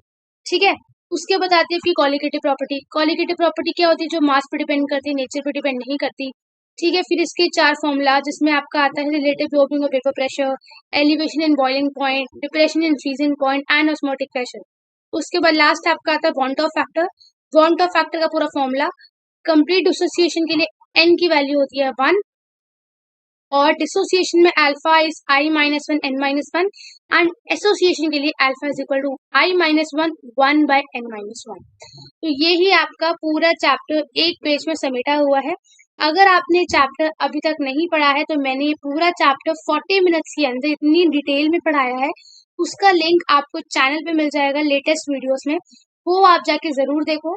उसके बाद ये नोट्स का पीडीएफ डिस्क्रिप्शन बॉक्स डाउनलोड कर लेना। ठीक है, एंड इसको अच्छे से रिवाइज कर लेना, आपको ये चैप्टर पूरी तरीके से कंप्लीट हो जाएगा। मैंने कोशिश करी है कि इस एक पेज के नोट्स में मैंने हर एक चीज डालने की कोशिश करी है। इम्पोर्टेंट से इम्पोर्टेंट फॉर्मूला, इम्पोर्टेंट से इम्पोर्टेंट डेफिनेशंस, इम्पोर्टेंट से इम्पोर्टेंट थ्योरी, सब कुछ मैंने एक पेज में डालने की कोशिश करी है। फिर भी अगर एक आधा पॉइंट छूट गया हो तो उसके लिए आई एम सॉरी। ठीक है, नेक्स्ट मैं बात करूँ तो बायोलॉजी का चैप्टर भी हो चुका है, सेक्सुअल रिप्रोडक्शन फ्लावरिंग प्लांट्स। उसका भी जो वीडियो है वो आपको चैनल पे मिल जाएगी, वो भी आप जरूर देख लेना। नेक्स्ट चैप्टर हम स्टार्ट करने वाले हैं इलेक्ट्रोकेमिस्ट्री। तो सबसे पहले हम इलेक्ट्रोकेमिस्ट्री को डिटेल में करेंगे 40 to 50 मिनट्स में। फिर उसके इलेक्ट्रोकेमिस्ट्री के नोट्स दूंगी, आपको नोट्स को अच्छे से रिवाइज करना है। ठीक है, तब तक आपका चैप्टर जो है अच्छे से डन हो जाएगा। नेक्स्ट हमारा बायोलॉजी का chapter that is human reproduction. उससे पहले आप सेक्सुअल रिप्रोडक्शन फ्लावरिंग प्लांट्स का चैप्टर अच्छे से कर लेना। एंड यस, अगर आपको बायोलॉजी के भी शॉर्ट नोट्स चाहिए तो उसके लिए नीचे कमेंट सेक्शन में मुझे एक कमेंट कर देना। वो वैसे मेरे पास है नहीं, बट मैं अपने हाथ से आपको बना के जरूर दे दूंगी। ठीक है, तो that's it for this video. I think ये नोट्स आपको चाहिए होंगे तो आप कमेंट सेक्शन में बता देना। करने वाले हैं इलेक्ट्रोकेमिस्ट्री। So let's begin. सबसे पहले इलेक्ट्रोकेमिस्ट्री होता क्या है। इलेक्ट्रोकेमिस्ट्री सिंपल सीधा मतलब होता है कि inter conversion of chemical and electrical energy, यानी कि आप केमिकल एनर्जी से इलेक्ट्रिकल एनर्जी बनाओगे, इलेक्ट्रिकल एनर्जी से केमिकल एनर्जी बनाओगे। ठीक है, this is all meaning of electrochemistry. Fine. अब जो मेटालिक कंडक्टर्स होते हैं उसमें क्या होता है, इलेक्ट्रॉन्स होते हैं। ठीक है, इलेक्ट्रोलाइटिक में क्या होते हैं, आयन्स होते हैं। ये होते क्यों हैं, मोबिलिटी के लिए, क्योंकि अगर मोबिलिटी नहीं होगी तो चार्ज नहीं होगा, तो करंट नहीं होगा। ठीक है, उसके बाद आता है 2 तरीके के इलेक्ट्रोलाइट, एक होता है स्ट्रॉन्ग इलेक्ट्रोलाइट, एक होता है वीक इलेक्ट्रोलाइट। देखो, स्ट्रॉन्ग इलेक्ट्रोलाइट होता है जो कि 100% डिसोसिएट हो जाएगा पानी में। ठीक है, जैसे कि इसका एग्जांपल NaCl है ना, ये हो जाएगा Na+ में और Cl- में, 100% डिसोसिएट हो जाएगा। वीक इलेक्ट्रोलाइट होता है जो 100% डिसोसिएट नहीं होता, जो पार्शली डिसोसिएट होता है। ठीक है, यानी कि 50% हो गया, 60% हो गया, ये सब। फाइन। अब आते हैं कुछ एग्जाम्पल्स इलेक्ट्रोकेमिस्ट्री के। सबसे पहला होता है रेजिस्टेंस। रेजिस्टेंस क्या होती है? रेजिस्टेंस सिंपल सीधा मतलब है कि रोकना। फॉर एग्जाम्पल आप तरक्की कर रहे हो, कोई पीछे से आपको रोक रहा है, that is a resistance. Similarly एक वायर है, ठीक है, इसमें आई करंट फ्लो कर रहा है, ठीक है, जो इस करंट को रोकेगा, इस फ्लो को रोकेगा, वो होता है हमारा रेजिस्टेंस, ठीक है। ये आपने पढ़ा ही होगा इलेक्ट्रिसिटी में, क्लास 10th में भी। तो इसका फॉर्मूला होता है that is R is equal to rho L upon A. Rho क्या होती है यहाँ पे? रेजिस्टिविटी, जो मटेरियल पे डिपेंड करती है। L होती है यहाँ पे लेंथ, ए होता है यहाँ पे एरिया। फाइन, ये होती है हमारी रेजिस्टेंस। इसकी यूनिट क्या होती है? ओम। यूनिट क्या होती है इसकी? ओम। रेजिस्टेंस की यूनिट ओम, ठीक है। फिर हमारा आता है रेजिस्टिविटी। अब देखो रेजिस्टिविटी क्या होता है। फॉर एग्जाम्पल अगर ये मेरा एक वायर है, ठीक है, इसकी लेंथ है फॉर एग्जाम्पल 5 सेंटीमीटर और विड्थ है इसकी 3 सेंटीमीटर, ठीक है। तो इसमें जो चीज़ रोक रही है उसको हम बोलेंगे रेजिस्टेंस। क्या बोलेंगे? रेजिस्टेंस। लेकिन अगर मैं इसी को कम करके इसको मैं कर दूं 5 सेंटीमीटर को मैं कर दूं और ये 3 सेंटीमीटर को मैं कर दूं 1 सेंटीमीटर 1 सेंटीमीटर, तो यहाँ पे क्या हो गया? एक स्पेसिफिसिटी आ गई, एरिया और लेंथ स्पेसिफिक हो गया। तो इस वायर के रेजिस्टेंस को हम क्या बोलेंगे? रेजिस्टिविटी बोलेंगे। क्या बोलेंगे? रेजिस्टिविटी बोलेंगे। फाइन। तो अगर स्पेसिफिक एरिया और लेंथ का रेजिस्टेंस है तो उसको हम बोलते हैं रेजिस्टिविटी, ठीक है। सिमिलरली इसका फॉर्मूला क्या होता है? जैसे आपने क्या किया था, R is equal to rho L upon A, जैसे रेजिस्टेंस का फॉर्मूला। तो रेजिस्टिविटी का क्या हो जाएगा? रो को बाहर ले आएंगे, R इधर आ जाएगा, ए ऊपर आ जाएगा और L नीचे आ जाएगा, ठीक है। इसकी यूनिट थी आपकी ओम, क्योंकि ये जनरल रेजिस्टेंस था। ये स्पेसिफिक लेंथ के लिए है, लेंथ मीटर या सेंटीमीटर में होती है, तो इसकी जो यूनिट होगी that will be ohm metre और ohm centimetre. This is the only difference. फिर हमारा आता है कंडक्टेंस। अब कंडक्टेंस इज वेरी इंपॉर्टेंट, इसका फॉर्मूला बहुत इंपॉर्टेंट है। कंडक्टेंस का मतलब कि ये करंट की फ्लो को ईजी कर रहा है, कह रहा है ठीक है जा, करंट को क्या कर रहा है? जा। तो ये उल्टा होगा रेजिस्टेंस से। रेजिस्टेंस क्या कर रहा है? रोक रहा है। कंडक्टेंस क्या कह रही है? जा भाई। तो जितना कम रेजिस्टेंस उतनी ज़्यादा कंडक्टेंस, जितना ज़्यादा कंडक्टेंस उतनी कम रेजिस्टेंस। इसको हम रिप्रेजेंट करते हैं जी से, याद रखना, जी से रिप्रेजेंट करेंगे, सी से रिप्रेजेंट नहीं करेंगे, ठीक है। इसका फॉर्मूला होता है जी इज इक्वल टू के अपॉन में जी स्टार। के क्या है यहाँ पे? के है कंडक्टिविटी। के क्या है यहाँ पे? कंडक्टिविटी। जैसे वहाँ पे रेजिस्टेंस था फिर रेजिस्टिविटी थी, तो ये के क्या है आपकी? कंडक्टिविटी। और जी स्टार होता है आपका सेल कांस्टेंट। जी स्टार की वैल्यू होती है लेंथ अपॉन में एरिया, ठीक है। अब देखो ये रेजिस्टेंस का उल्टा है, तो उसकी जो यूनिट होगी वो रेजिस्टेंस से उल्टी होगी, वो है ओम। ये होगा ओम इनवर्स। क्या होगा? Ohm inverse. इसको हम साइमन भी बोलते हैं। क्या बोलते हैं? साइमन। क्या बोलते हैं? साइमन बोलते हैं। फाइन, इतना हो गया, ठीक है। ये क्या था? ये था हमारा के होती है हमारी कंडक्टिविटी, अभी हमने पीछे पढ़ा है ना। के क्या? कंडक्टिविटी को हम बोलते हैं कप्पा। क्या बोलते हैं? कप्पा। तो कंडक्टिविटी क्या होगी? किसके इज इक्वल टू होगी? इनवर्स होगी किसके? रेजिस्टिविटी के, ठीक है जी। अब कंडक्टेंस का यूनिट क्या थी? Ohm inverse. ओम इनवर्स इसकी क्या हो जाएगी? ओम सेंटीमीटर या ओम मीटर इनवर्स। मीटर सेंटीमीटर आ जाएगी। कंडक्टिविटी भी क्या होती है? एक स्पेसिफिक लेंथ के लिए होती है। क्या होती है? एक स्पेसिफिक लेंथ के लिए होती है, ठीक है।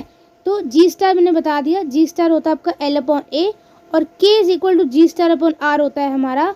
This is the formula of conductivity. This is also very important. Kappa is equal to G star upon में आर। ये बहुत इंपॉर्टेंट फॉर्मूला है। ये बोलूँ कि सबसे इंपॉर्टेंट फॉर्मूला अगर अभी शुरू होता तो ये नंबर 1 पे आएगा, ठीक है। Kappa is equal to G star upon में आर। इसको आप अच्छे से याद कर लो। अब इसको एक न्यूमेरिकल देख लेते हैं इसी पे, ठीक है। आगे जाने से पहले एक छोटा सा न्यूमेरिकल देख लेते हैं, फिर आगे बढ़ेंगे। देखो ये क्वेश्चन है, ठीक है। ये क्वेश्चन में आपको दे रखा है कि भाई रेजिस्टेंस है 1500 ओम, आपका जो एम है वो है 0.001 मोलैरिटी, जी स्टार आपको निकालना है, ठीक है। एम दिया हुआ है दूसरे साइड का और के दिया हुआ है। अब आपने क्या करना है? आपको पता है kappa is equal to G star upon R, ठीक है। आपको निकालना है जी स्टार, तो जी स्टार हो जाएगा कप्पा इंटू आर, ठीक है। कप्पा की वैल्यू कितनी है हमारी, कप्पा की वैल्यू हमारी 0.146 इंटू 10⁻³ आर कितना है 1500, दोनों को मल्टीप्लाई कर दो ये आंसर आ जाएगा। बस ऐसे ही न्यूमेरिकल आते हैं बोर्ड में इससे रिलेटेड। एक ये देख लो आप, k is equal to G star upon R, K की वैल्यू जी स्टार की वैल्यू दी है, आर की वैल्यू दी है और कप्पा निकालना है। ठीक है, समटाइम्स क्या होता है ना कि आपको जी स्टार नहीं देगा, आपको जी स्टार नहीं देगा, आपको लेंथ दे देगा और आपको एरिया दे देगा। तो आपको पता है कि जी स्टार होता है आपका लेंथ अपॉन में एरिया, तो इसलिए आप जी स्टार निकाल लेना। अगर आपको रेजिस्टेंस भी नहीं देता तो आपको पता है resistance is equal to rho L upon A, तो आप रेजिस्टेंस भी निकाल सकते हो। ठीक है, फाइन, ओके आगे चलते हैं। ये हमारा हो गया कंडक्टिविटी। अब हम बात करते हैं मोलर कंडक्टिविटी की। अब मोलर कंडक्टिविटी में एक चीज़ आ गई जो कि है मोलैरिटी आ गई। क्या आ गई, मोलैरिटी आ गई। क्या आ गई, मोलैरिटी आ गई। इसको हम रिप्रेजेंट करते हैं इससे जिसको हम बोलते हैं लैम्डा एम, लैम्डा मीटर। इससे इसको हम क्या करेंगे, रिप्रेजेंट करेंगे। इसको हम स्काई एम भी बोलते हैं। इसका जो मेन फॉर्मूला है, ठीक है, वो है एक सेकेंड, ये वाला जो हाईलाइटर से मार्क है, sky M is equal to K kappa into 1000 upon में एम। देखो अगर आपका जो कप्पा है वो साइमन सेंटीमीटर में दिया हुआ है, साइमन सेंटीमीटर इनवर्स में, तो ये फॉर्मूला लगेगा। अगर आपका कप्पा साइमन मीटर में दिया हुआ है तो चेंज क्या होंगे, 1000 नीचे आ जाएगा। बस ये दो चीज़ें याद रखनी है। अगर कप्पा आपका सेंटीमीटर में है, अगर कप्पा आपका सेंटीमीटर में है, देखो सेंटीमीटर में, तो 1000 ऊपर आएगा। कप्पा आपका मीटर में आ गया तो 1000 नीचे आ जाएगा, और कुछ भी नहीं है। ठीक है, हाँ। और आप क्या निकालोगे इसमें से, मोलर कंडक्टिविटी निकालोगे। क्या निकालोगे, मोलर कंडक्टिविटी निकालोगे। फाइन। एक हमारी होती है कप्पा इक्विवेलेंट। यहाँ पे बस एक डिफरेंस आता है कि यहाँ पे मोलैरिटी की जगह हम नॉर्मैलिटी रखते हैं, एम की जगह नीचे एन आ जाता है, और कोई डिफरेंस नहीं है। तो आपने जो मेन फॉर्मूले, ये दो फॉर्मूला याद रखने हैं, 1 2, और ध्यान से थोड़ा दिमाग खोल के करना। अगर साइमन सेंटीमीटर में है तो कप्पा जो है 1000 ऊपर आएगा, अगर साइमन मीटर में है तो कप्पा नीचे आएगा। ये एक छोटी सी गलती, अगर आपने ऐसे यूनिट नहीं देखी तो क्या होगा, आपको आंसर आपका सही नहीं आएगा। ठीक है, नंबर कट जाएंगे बेफालतू के। तो इस चीज़ पे आपने एक छोटा सा बस ध्यान देना है। फाइन, आगे चलते हैं जी। इस पर देखो एक सवाल आया हुआ है। हाँ, यहाँ पे आपको स्काई एम निकालने को बोला हुआ है, डेल्टा एम। तो यहाँ पे इन्होंने वैल्यूज़ डाली, क्या क्या डाला उन्होंने, कप्पा डाला, 1000 इंटू मल्टीप्लाई किया अपॉन में मोलैरिटी से डिवाइड कर दिया, ये आंसर आ गया। ठीक है जी। और एक ये भी कर सकता है, जैसे फॉर्मूला क्या है, फॉर्मूला है ये, फॉर्मूला क्या है, सॉरी,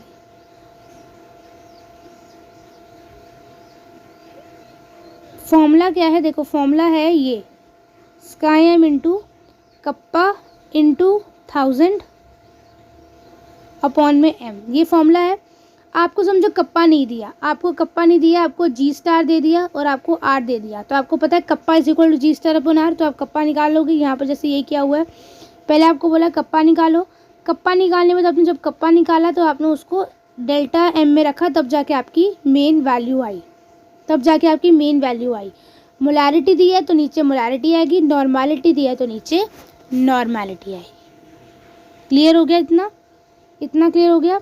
अब हम चलते हैं हमारे सेकंड टॉपिक पे, जो आता है variation of conductivity that is kappa with concentration. यानी कि क्या मतलब कि जैसे जैसे हम डाइल्यूशन करेंगे, डाइल्यूशन का मतलब क्या होता है, पानी बढ़ाएंगे। फॉर एग्जांपल ये बकेट है, इसमें मैंने आयंस रखे हुए हैं, इसके अंदर 2 लीटर पानी था, मैंने इसको 2 से 4 लीटर कर दिया, उसको हम क्या बोलते हैं, डाइल्यूशन बोलते हैं। क्या बोलते हैं, डाइल्यूशन बोलते हैं हम।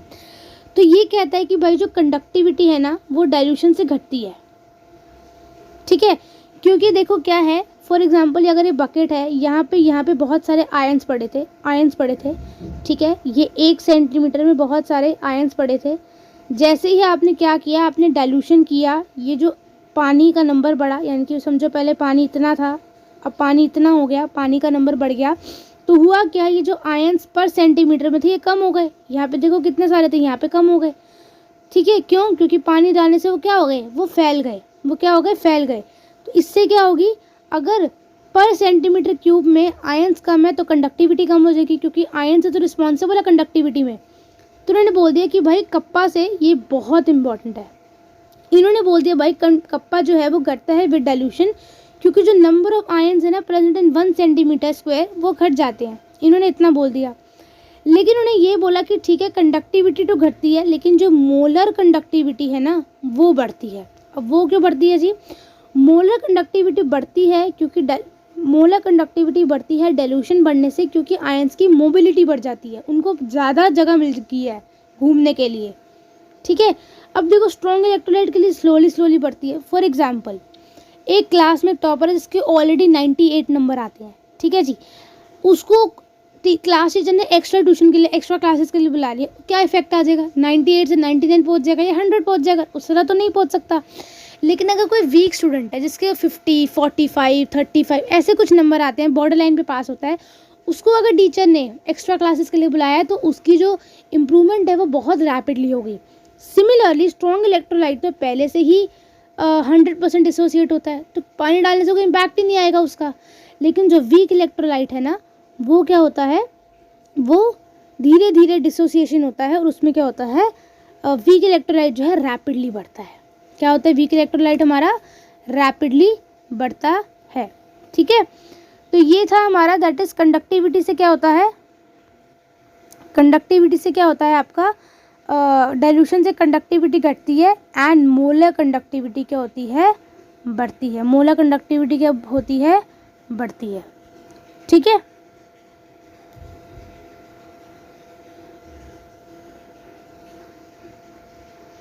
ज़्यादा रैपिडली इंक्रीज करेगी, ज़्यादा रैपिडली इंक्रीज करेगी। तो सिंपल सीधा मतलब है डाइल्यूशन बढ़ाओगे तो कप्पा घटेगा, लेकिन मोलर कंडक्टिविटी बढ़ेगी, मोलर कंडक्टिविटी बढ़ेगी।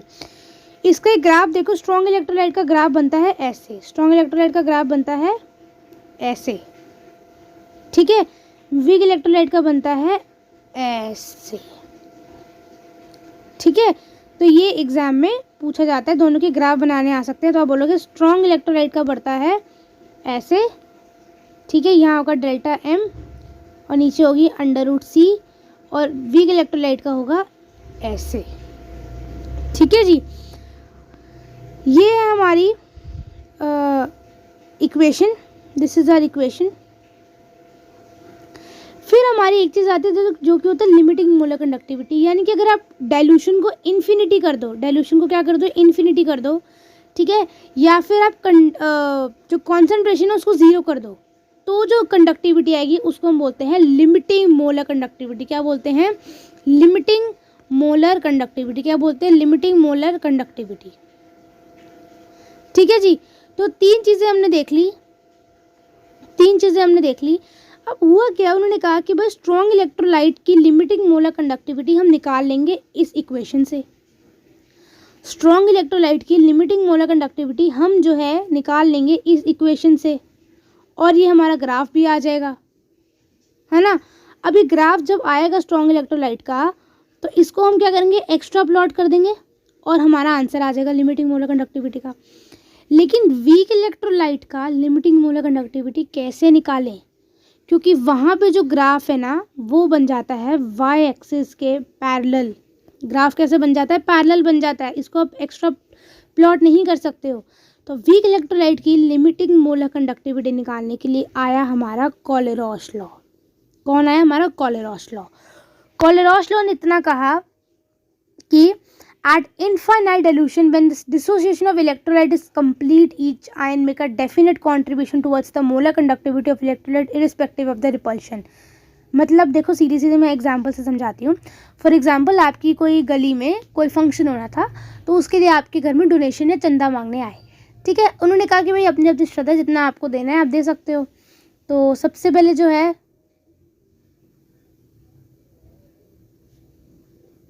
तो आपसे चंदा इकट्ठा करना है। उन्होंने कहा भाई जितनी जिसकी श्रद्धा है अपने आप से दे दो।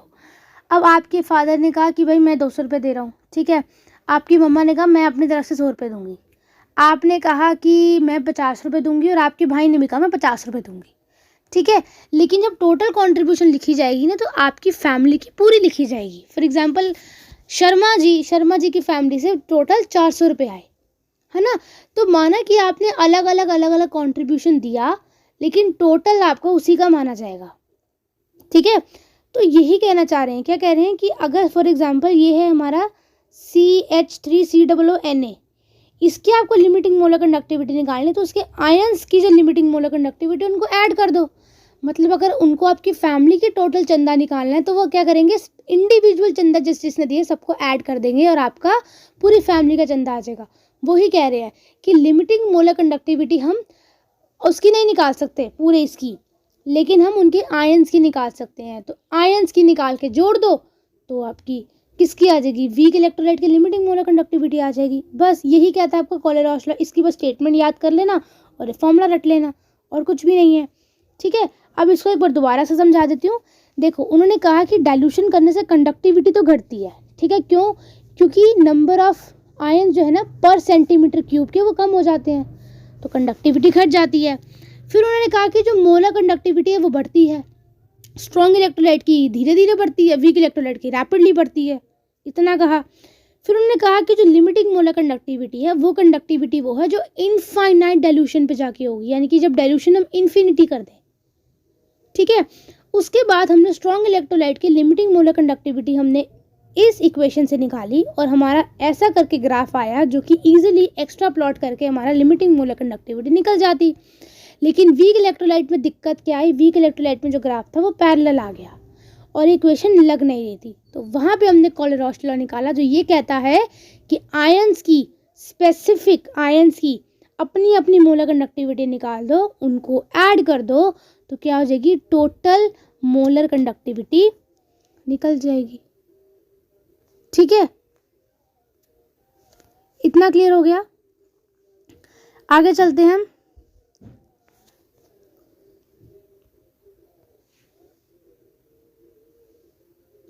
तो कोलेरॉस लॉ सिंपल लैंग्वेज में क्या कहता है कि जो इक्विवेलेंट कंडक्टिविटी होगी ना of an electrolyte infinity dilution पे, यानी कि लिमिटिंग मोलर कंडक्टिविटी, वो किसके इक्वल होगी, उनके sum of the conductance of their cation and sum of the conductance of their अनायन।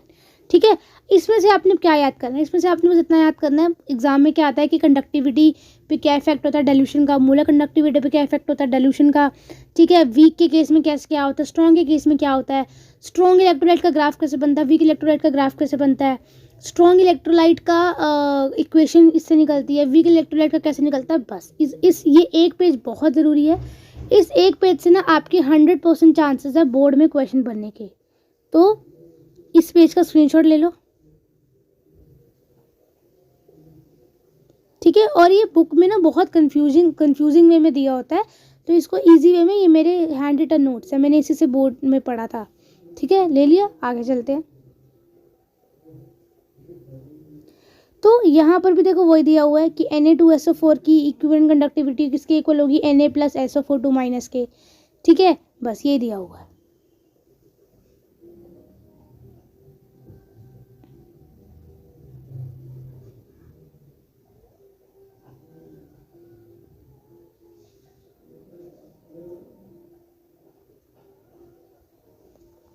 आगे चलते हैं। अब आते हैं एप्लीकेशंस ऑफ कोलेरॉस लॉ। कोलेरॉस लॉ की कुछ एप्लीकेशंस है।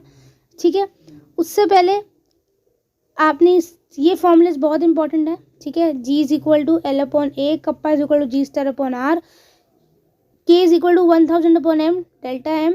ठीक है, ये थी हमारी मोलर कंडक्टिविटी। एंड देखो ये मोलर कंडक्टिविटी, इसके ऊपर एक टिप्पी लगा दो या बिंदी लगा दो, ये हो जाएगी लिमिटिंग मोलर कंडक्टिविटी जो हम कोलेरॉस लॉ से निकालते हैं। ठीक है जी, फिर आता है हमारा कोलेरॉस लॉ का पहला एप्लीकेशन जो ये कहता है कि अल्फा क्या होता है। Alpha is the degree of dissociation, यानी कि कितनी डिसोसिएशन हुई है अल्फा। ये कैसे निकालेंगे, अल्फा हम निकालेंगे कैसे, ये हम निकालेंगे conductivity, sorry molar conductivity upon limiting molar conductivity. बस conductivity, sorry molar conductivity upon limiting molar conductivity, ये हमारा है फॉर्मूला अल्फा का। ठीक है, तो अल्फा में क्या होगा, आपको सबसे पहले क्या करेंगे मैं बताती हूँ क्वेश्चन कैसे आएगा। आपको क्या करेंगे, आपको सिंपल सीधा नहीं देंगे कि आपको मोलर कंडक्टिविटी दे दी, लिमिटिंग मोलर कंडक्टिविटी दे दी, आपने डिवाइड करना है, ऐसा नहीं देंगे। आपने पढ़ा था कि जो लिमिटिंग जो मोलर कंडक्टिविटी होती है उसका फॉर्मूला क्या होता है, उसका फॉर्मूला होता है ये है ना, ये उसका होता है फॉर्मूला क्या, K × 1000 अपॉन में m। तो आपको k दे देंगे, m दे देंगे, आपको बोलेंगे ये निकालो। और लिमिटिंग मोलर कंडक्टिविटी में आपको क्या देंगे, आपको इंडिविजुअल कैटायन की और इंडिविजुअल अनायन की लिमिटिंग मोलर कंडक्टिविटी दे देंगे। आप उसको प्लस करके जो है इसकी लिमिटिंग मोलर कंडक्टिविटी आपने खुद क्या करनी है, निकालनी है। फाइन। उसके बाद आता है सॉल्युबिलिटी। तो ये इसका के का फॉर्मूला है, इसको बस याद करना है, that is C alpha square upon 1 minus alpha. Alpha क्या होता है, अल्फा होता है अभी हमने पढ़ा ऊपर molar conductivity upon limiting molar conductivity, this is alpha. ठीक है जी, आगे चलते हैं। अब आते हैं ये फॉर्मूलाज, इसको ज़रा एक बार स्क्रीनशॉट ले लो, ये मैंने फॉर्मूला शीट में भी लिखवाया है। ये है इसके most important formulas, most important formulas. G star is equal to L upon A cell constant, K is equal to G star upon R conductivity. ठीक है, this is molar conductivity, this is limiting molar conductivity, this is dissociation constant, this is K C alpha square 1 minus alpha, वो short sprinkling वाला जो पीछे हमने पढ़ा भी। ठीक है, अब हमारा आता है इलेक्ट्रोकेमिकल सेल। ये भी बहुत ज़रूरी है। देखो वो हमने पढ़ा था उल्टा, वो हमने पढ़ा इलेक्ट्रोलाइटिक सेल, हम पढ़ेंगे इलेक्ट्रोकेमिकल सेल। इसमें आता है अपना सॉल्ट ब्रिज। सॉल्ट ब्रिज से पहले हम पढ़ते हैं लोन। लोन क्या होता है, लोन, लो ANE। ऑक्सीडेशन क्या होती है अपनी, ऑक्सीडेशन इज लियो, यानी कि लॉस ऑफ इलेक्ट्रॉन। ए मतलब क्या होता है, एनोड पे होती है। एल मतलब लेफ्ट साइड, और एन क्या होता है आपका, एन होता है आपका नेगेटिव। क्या होता है आपका, नेगेटिव। लियो एक बहुत ही फेमस अभी मूवी रिलीज हुई है, तो लियो से याद रखना कि लॉस ऑफ इलेक्ट्रॉन क्या होता है आपका, ऑक्सीडेशन। और गर मतलब गेन ऑफ इलेक्ट्रॉन क्या होगा आपका, रिडक्शन। तो अगर आपका जो ऑक्सीडेशन है वो एनोड पे हो रहा है, तो रिडक्शन कहाँ पे होगा, कैथोड पे होगा। कहाँ पे होगा, कैथोड पे होगा। ठीक है जी। उसके अलावा आप जितना इलेक्ट्रॉन गेन कर सकते हो वो होती है आपकी ऑक्सीडाइजिंग पावर, जितना आप दे सकते हो वो होती है आपकी रिड्यूसिंग पावर। इतना इसको याद रखना। अब इसमें जो मोस्ट इंपॉर्टेंट है वो है आपका ये formula, this is very important. इसको हम बोलते हैं EMF। क्या बोलते हैं, EMF, इलेक्ट्रोमोटिव फोर्स। ये होता है आपका E cathode minus E anode. ठीक है, आपने क्या देखना है, जहाँ पर भी इलेक्ट्रॉन लूज होगा, जहाँ पर भी इलेक्ट्रॉन लूज होगा वो आपका ऑक्सीडेशन होगा। कहाँ पे होगा, वो एनोड पे। तो वो आप एनोड की साइड पे लिखोगे। जहाँ इलेक्ट्रॉन गेन होगा वहाँ का जो भी दिया होगा वो आप कैथोड की साइड पे लिखोगे। दोनों को माइनस करके आपका क्या निकल जाएगा, EMF निकल जाएगा। क्या निकलेगा आपका, EMF निकलेगा। EMF के बाद हमारी जो सेकेंड इक्वेशन आती है वो बहुत इंपॉर्टेंट है, that is the Nernst equation. Nernst equation पे फॉर्मूला ना बने ऐसा नहीं हो सकता। नर्स्ट इक्वेशन कहती है ये, that is E cell is equal to E not cell. E not cell क्या आपका, E कैथोड, जो अपने पीछे पढ़ा ना अभी, E anode, that is E not cell. 0.059, this is the constant. N होता है नंबर ऑफ इलेक्ट्रॉन, कितने लूज हो रहे हैं, कितने गेन हो रहे हैं। ठीक है, log R upon P, R upon P यानी कि रिएक्टेंट अपॉन में प्रोडक्ट। ठीक है, रिएक्टेंट अपॉन में product, this is the equation. अगर आप यहाँ पे माइनस कर दोगे तो P ऊपर आ जाएगा, नीचे चला जाएगा। तो E cell is equal to E not cell plus 0.059 upon L log R upon P, log R upon P। This is very very important. इसको हम नर्स्ट इक्वेशन बोलते हैं। ये प्रैक्टिकल्स में भी पूछी जाती है, बोर्ड में भी पूछी जाती है। ठीक है,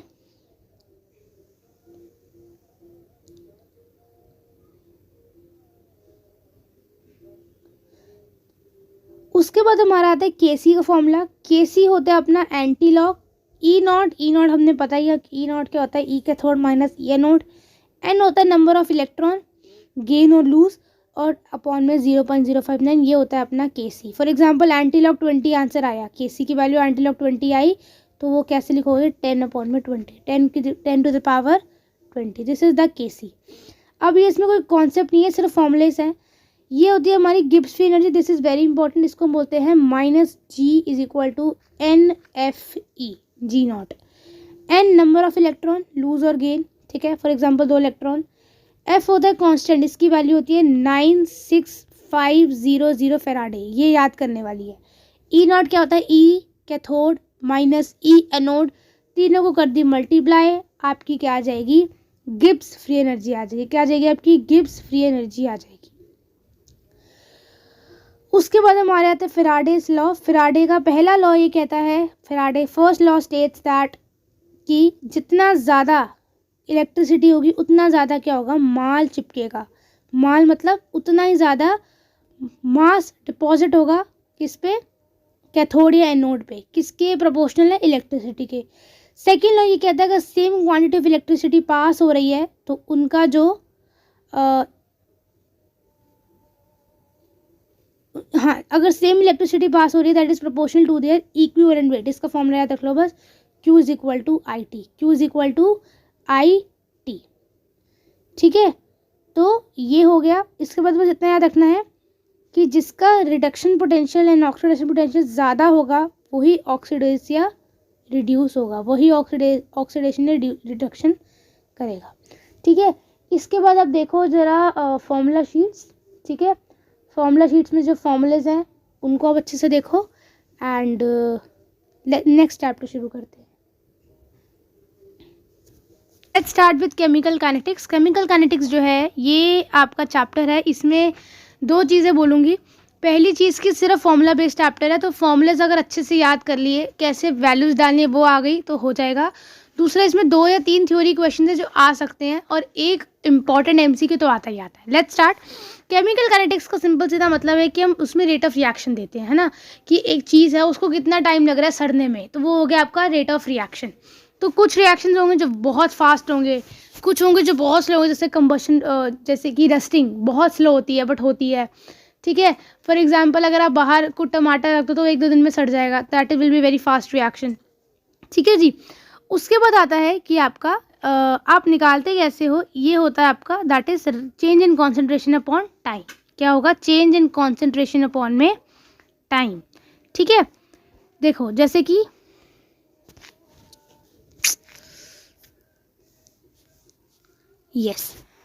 जैसे कि for example rate of disappearance of N2। N2 का क्या है, N2 अपॉन में T। ठीक है, और H2 का क्या है, H2 अपॉन में T। लेकिन माइनस क्यों आएगा, क्योंकि डिसअपियरेंस है, डिसअपियरेंस में माइनस आएगा।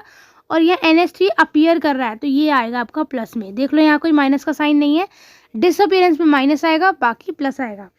रेट ऑफ रिएक्शन होता है जिसपे हम स्टोइकियोमेट्री भी लिख देते हैं, यानी कि यहाँ पे देखो हमने 3 लिखा था, 2 लिखा था, नहीं, रेट ऑफ रिएक्शन हम स्टोइकियोमेट्री भी साथ में लिखेंगे। जैसे कि ये देखो डेल्टा N2, रुको, डेल्टा N2 अपॉन में T। ठीक है, यहाँ पे 3 आ गया। ठीक है, H2 अपॉन में, देखो यहाँ पे 3 था तो यहाँ पे 3 आ गया, अगर वापस करोगे तो 1/3 हो जाएगा। क्या हो जाएगा, 1/3 हो जाएगा। ठीक है, देखो मतलब क्या, सिंपल सीधा मतलब है कि देखो NH3 के आगे 2 था ना, तो रेट ऑफ रिएक्शन में 2 नहीं आएगा, 1/2 आएगा। क्या आएगा, 1/2 आएगा। ठीक है, जैसे कि ये एक रिएक्शन, रुको मैं यहाँ पे लिख देती हूँ रिएक्शन N2 + 3H2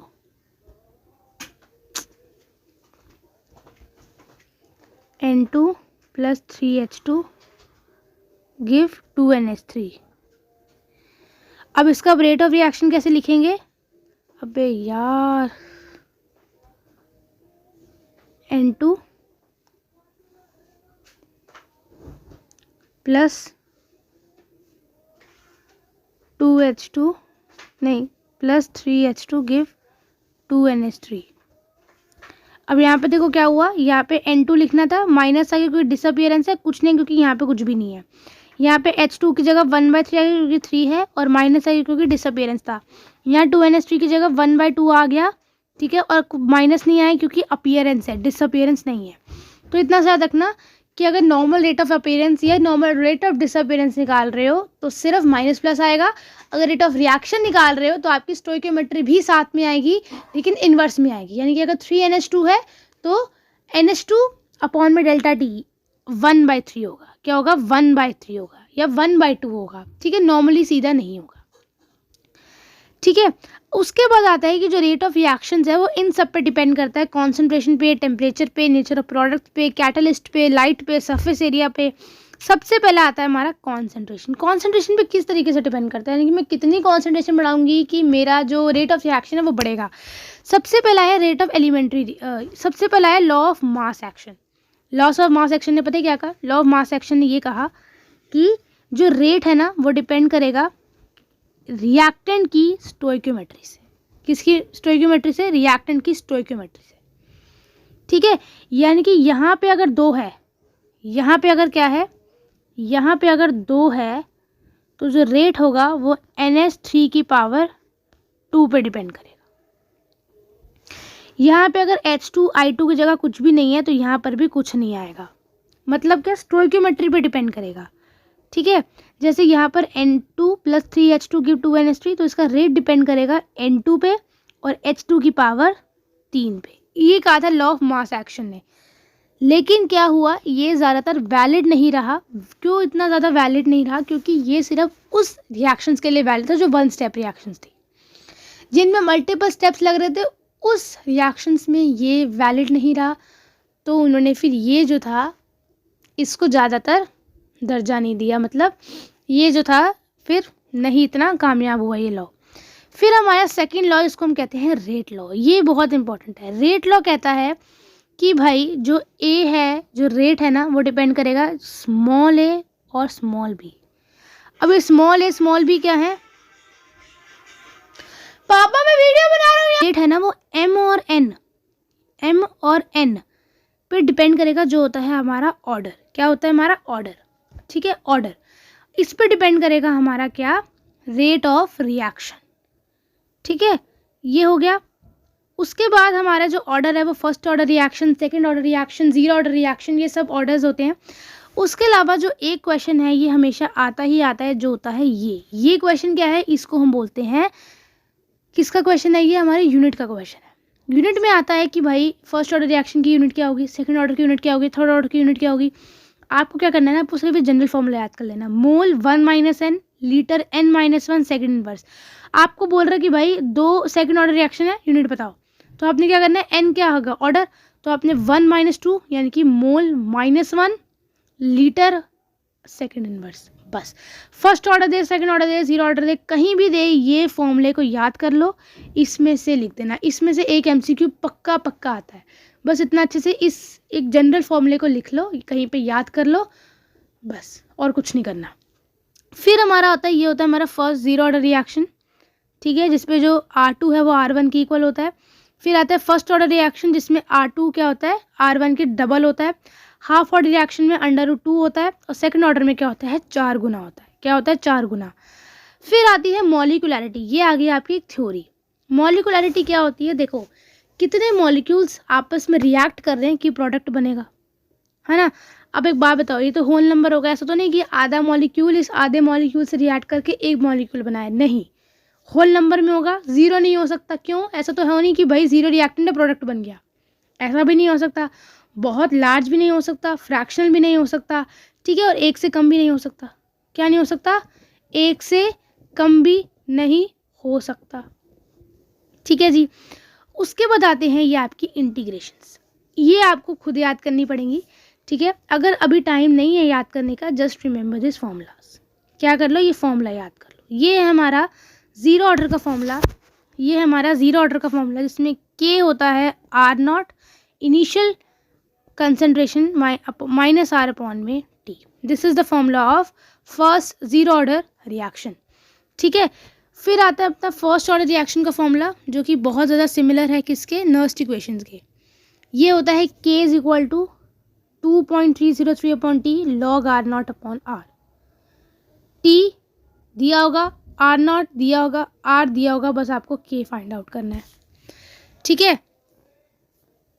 उसके बाद हमारा आता है फॉर जीरो ऑर्डर रिएक्शन। अब हमारा आता है हाफ लाइफ। हाफ लाइफ क्या होता है? हाफ लाइफ होता है ऐसा टाइम जब क्या हुआ, हमारा कंसंट्रेशन आधी हो गई, है ना। कितने टाइम में हमारी कंसंट्रेशन आधी हो गई? कितने टाइम में हमने पिज़्ज़ा आधा खा लिया, कितने टाइम में हमने बर्गर आधा खा लिया।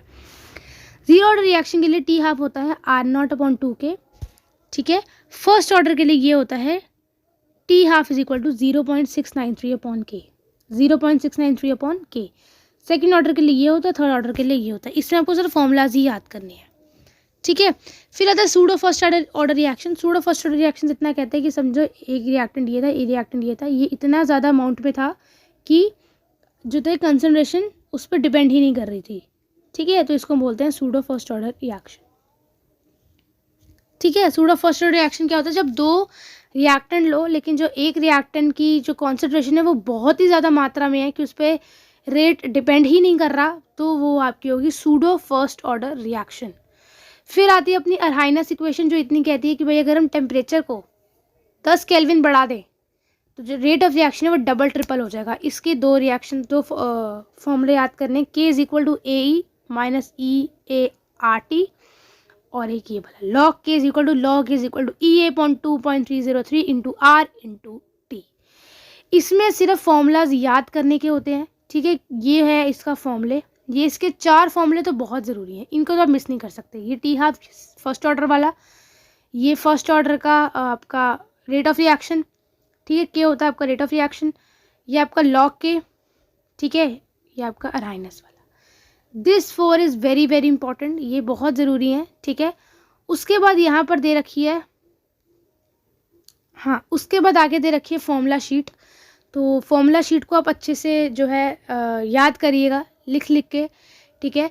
और जो फिज़िकल केमिस्ट्री है ना, उसमें बस 2 ही चीज़ें आपको अच्छा स्कोर करने में हेल्प करेंगी। एक तो जितनी भी थ्योरी पोर्शंस हैं उनको तो अच्छे से कर लो, फॉर एग्जांपल मॉलिक्यूलैरिटी कर ली, conductivity, conductance, resistance, resistivity, Henry's law, Raoult's law, ये सब हमने कर लिया। तो थ्योरी पक्की कर लो।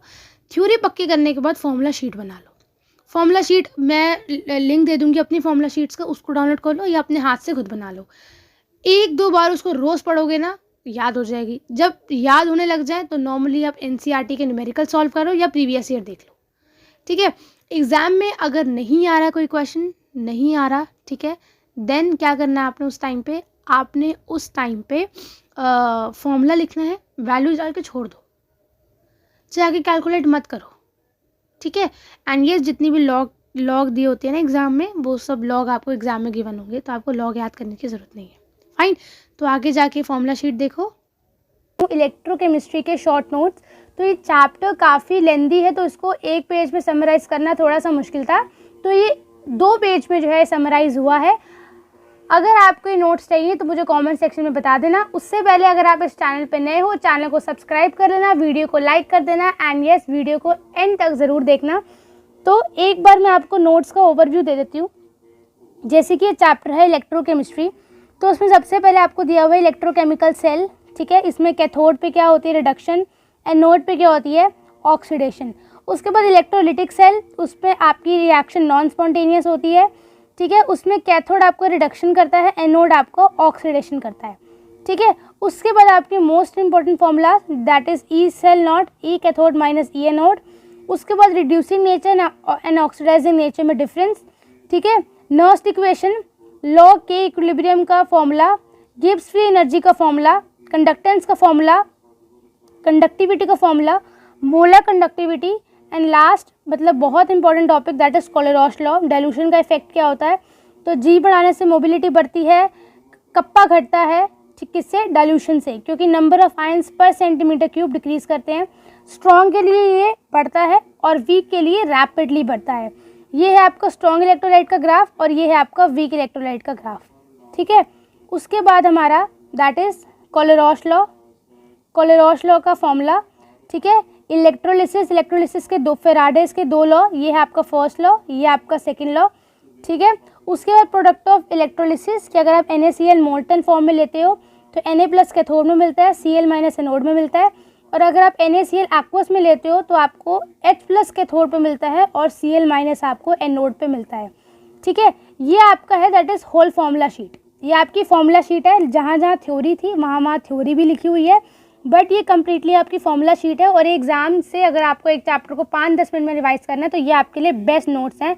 हर एक इन्फॉर्मेशन इसमें दी हुई है। आता है दैट इज आपके सेल्स, ठीक है। तो इसमें सबसे पहले जैसा सेल है मरकरी सेल की दोनों इक्वेशंस, ठीक है। मरकरी सेल के बाद आपका आता है ड्राई सेल की दोनों equation, that is ZnS Zn2 + 2 electrons and MnO2 + electron + NH4+ gives MnOOH + NH3। ये आपके किसके, ड्राई सेल की फुल इक्वेशन। उसके बाद आपकी लेड स्टोरेज सेल, उसकी ये 2 इक्वेशंस, एंड आपकी फ्यूल सेल की 2 इक्वेशंस, ठीक है। तो ये चैप्टर पूरा इन 4 पेजेस में समराइज है। ये आपको दिए, आपके 2 पेजेस हैं मैक्सिमम। तो ये आपका है इलेक्ट्रोकेमिस्ट्री का 1 पेज नोट्स या फिर इसको हम बोल सकते हैं शॉर्ट नोट्स। ये आपको हेल्प करेगा एक चैप्टर को विदिन 20 to 10 मिनट्स रिवाइज करने में, ठीक है। तो अगर आपको ये नोट्स चाहिए तो मुझे बता देना, मैं इसका लिंक डिस्क्रिप्शन बॉक्स में डलवा दूंगी। वीडियो अच्छी लगे तो वीडियो को लाइक कर देना, चैनल को सब्सक्राइब कर देना। एंड नेक्स्ट कौन से चैप्टर के आपके को शॉर्ट नोट्स चाहिए उसका मुझे कमेंट सेक्शन में ज़रूर बता देना। इससे पहले मैं आपका सॉल्यूशंस के शॉर्ट नोट्स दे चुकी हूँ, ठीक है। मैं बायोलॉजी के 2 चैप्टर्स करवा चुकी हूँ, इन केमिस्ट्री का bio notes of the chapter chemical kinetics. इससे पहले मैं आपको सॉल्यूशंस और इलेक्ट्रोकेमिस्ट्री के नोट्स दे चुकी हूँ। आज मैं आपको केमिकल काइनेटिक्स के नोट्स देने वाली हूँ, ठीक है। आप इस नोट्स का स्क्रीनशॉट भी ले सकते हैं, लेकिन अगर आपको इसकी PDF चाहिए तो do tell me in the comments below, ठीक है। तो ये आपके सामने केमिकल काइनेटिक्स का नोट्स है, जिसमें सबसे पहले आपका representation of rate of reaction, फिर आपका रेट लॉ, ऑर्डर क्या होता है, ठीक है, ऑर्डर के बारे में लिखा हुआ है, कौन सा स्टेप रेट डिटरमाइनिंग होता है, उसके बाद मॉलिकुलैरिटी क्या होती है, ज़ीरो ऑर्डर रिएक्शन का formula, zero order for T½ का फॉर्मूला, ठीक है, रेट कंसंट्रेशन की जो यूनिट्स होती हैं उसका फॉर्मूला, फिर फर्स्ट ऑर्डर रिएक्शंस के सारे ग्राफ, फर्स्ट ऑर्डर का फॉर्मूला, फर्स्ट ऑर्डर की half life, Arrhenius equation and pseudo first order reaction. उसके बाद कैटलिस्ट के बाद कोलिशन थ्योरी। तो ये है आपका 1 पेज नोट्स। इसमें सारी की सारी थ्योरी और सारे के सारे आपके कॉन्सेप्ट जो है इसमें गिवन है, ठीक है। अगर आपको नोट्स चाहिए तो आप कमेंट सेक्शन में बोल सकते हो, वरना आप इसका स्क्रीनशॉट ले सकते हो, ठीक है। एंड नेक्स्ट आपको कौन से चैप्टर का नोट्स चाहिए ये मुझे कमेंट सेक्शन में बता देना, ठीक है। तब तक के लिए वीडियो को लाइक कर देना, चैनल को सब्सक्राइब कर देना, नोटिफिकेशन बेल ऑन कर देना। I will see you guys in the next session. Till then take care, thank you so much.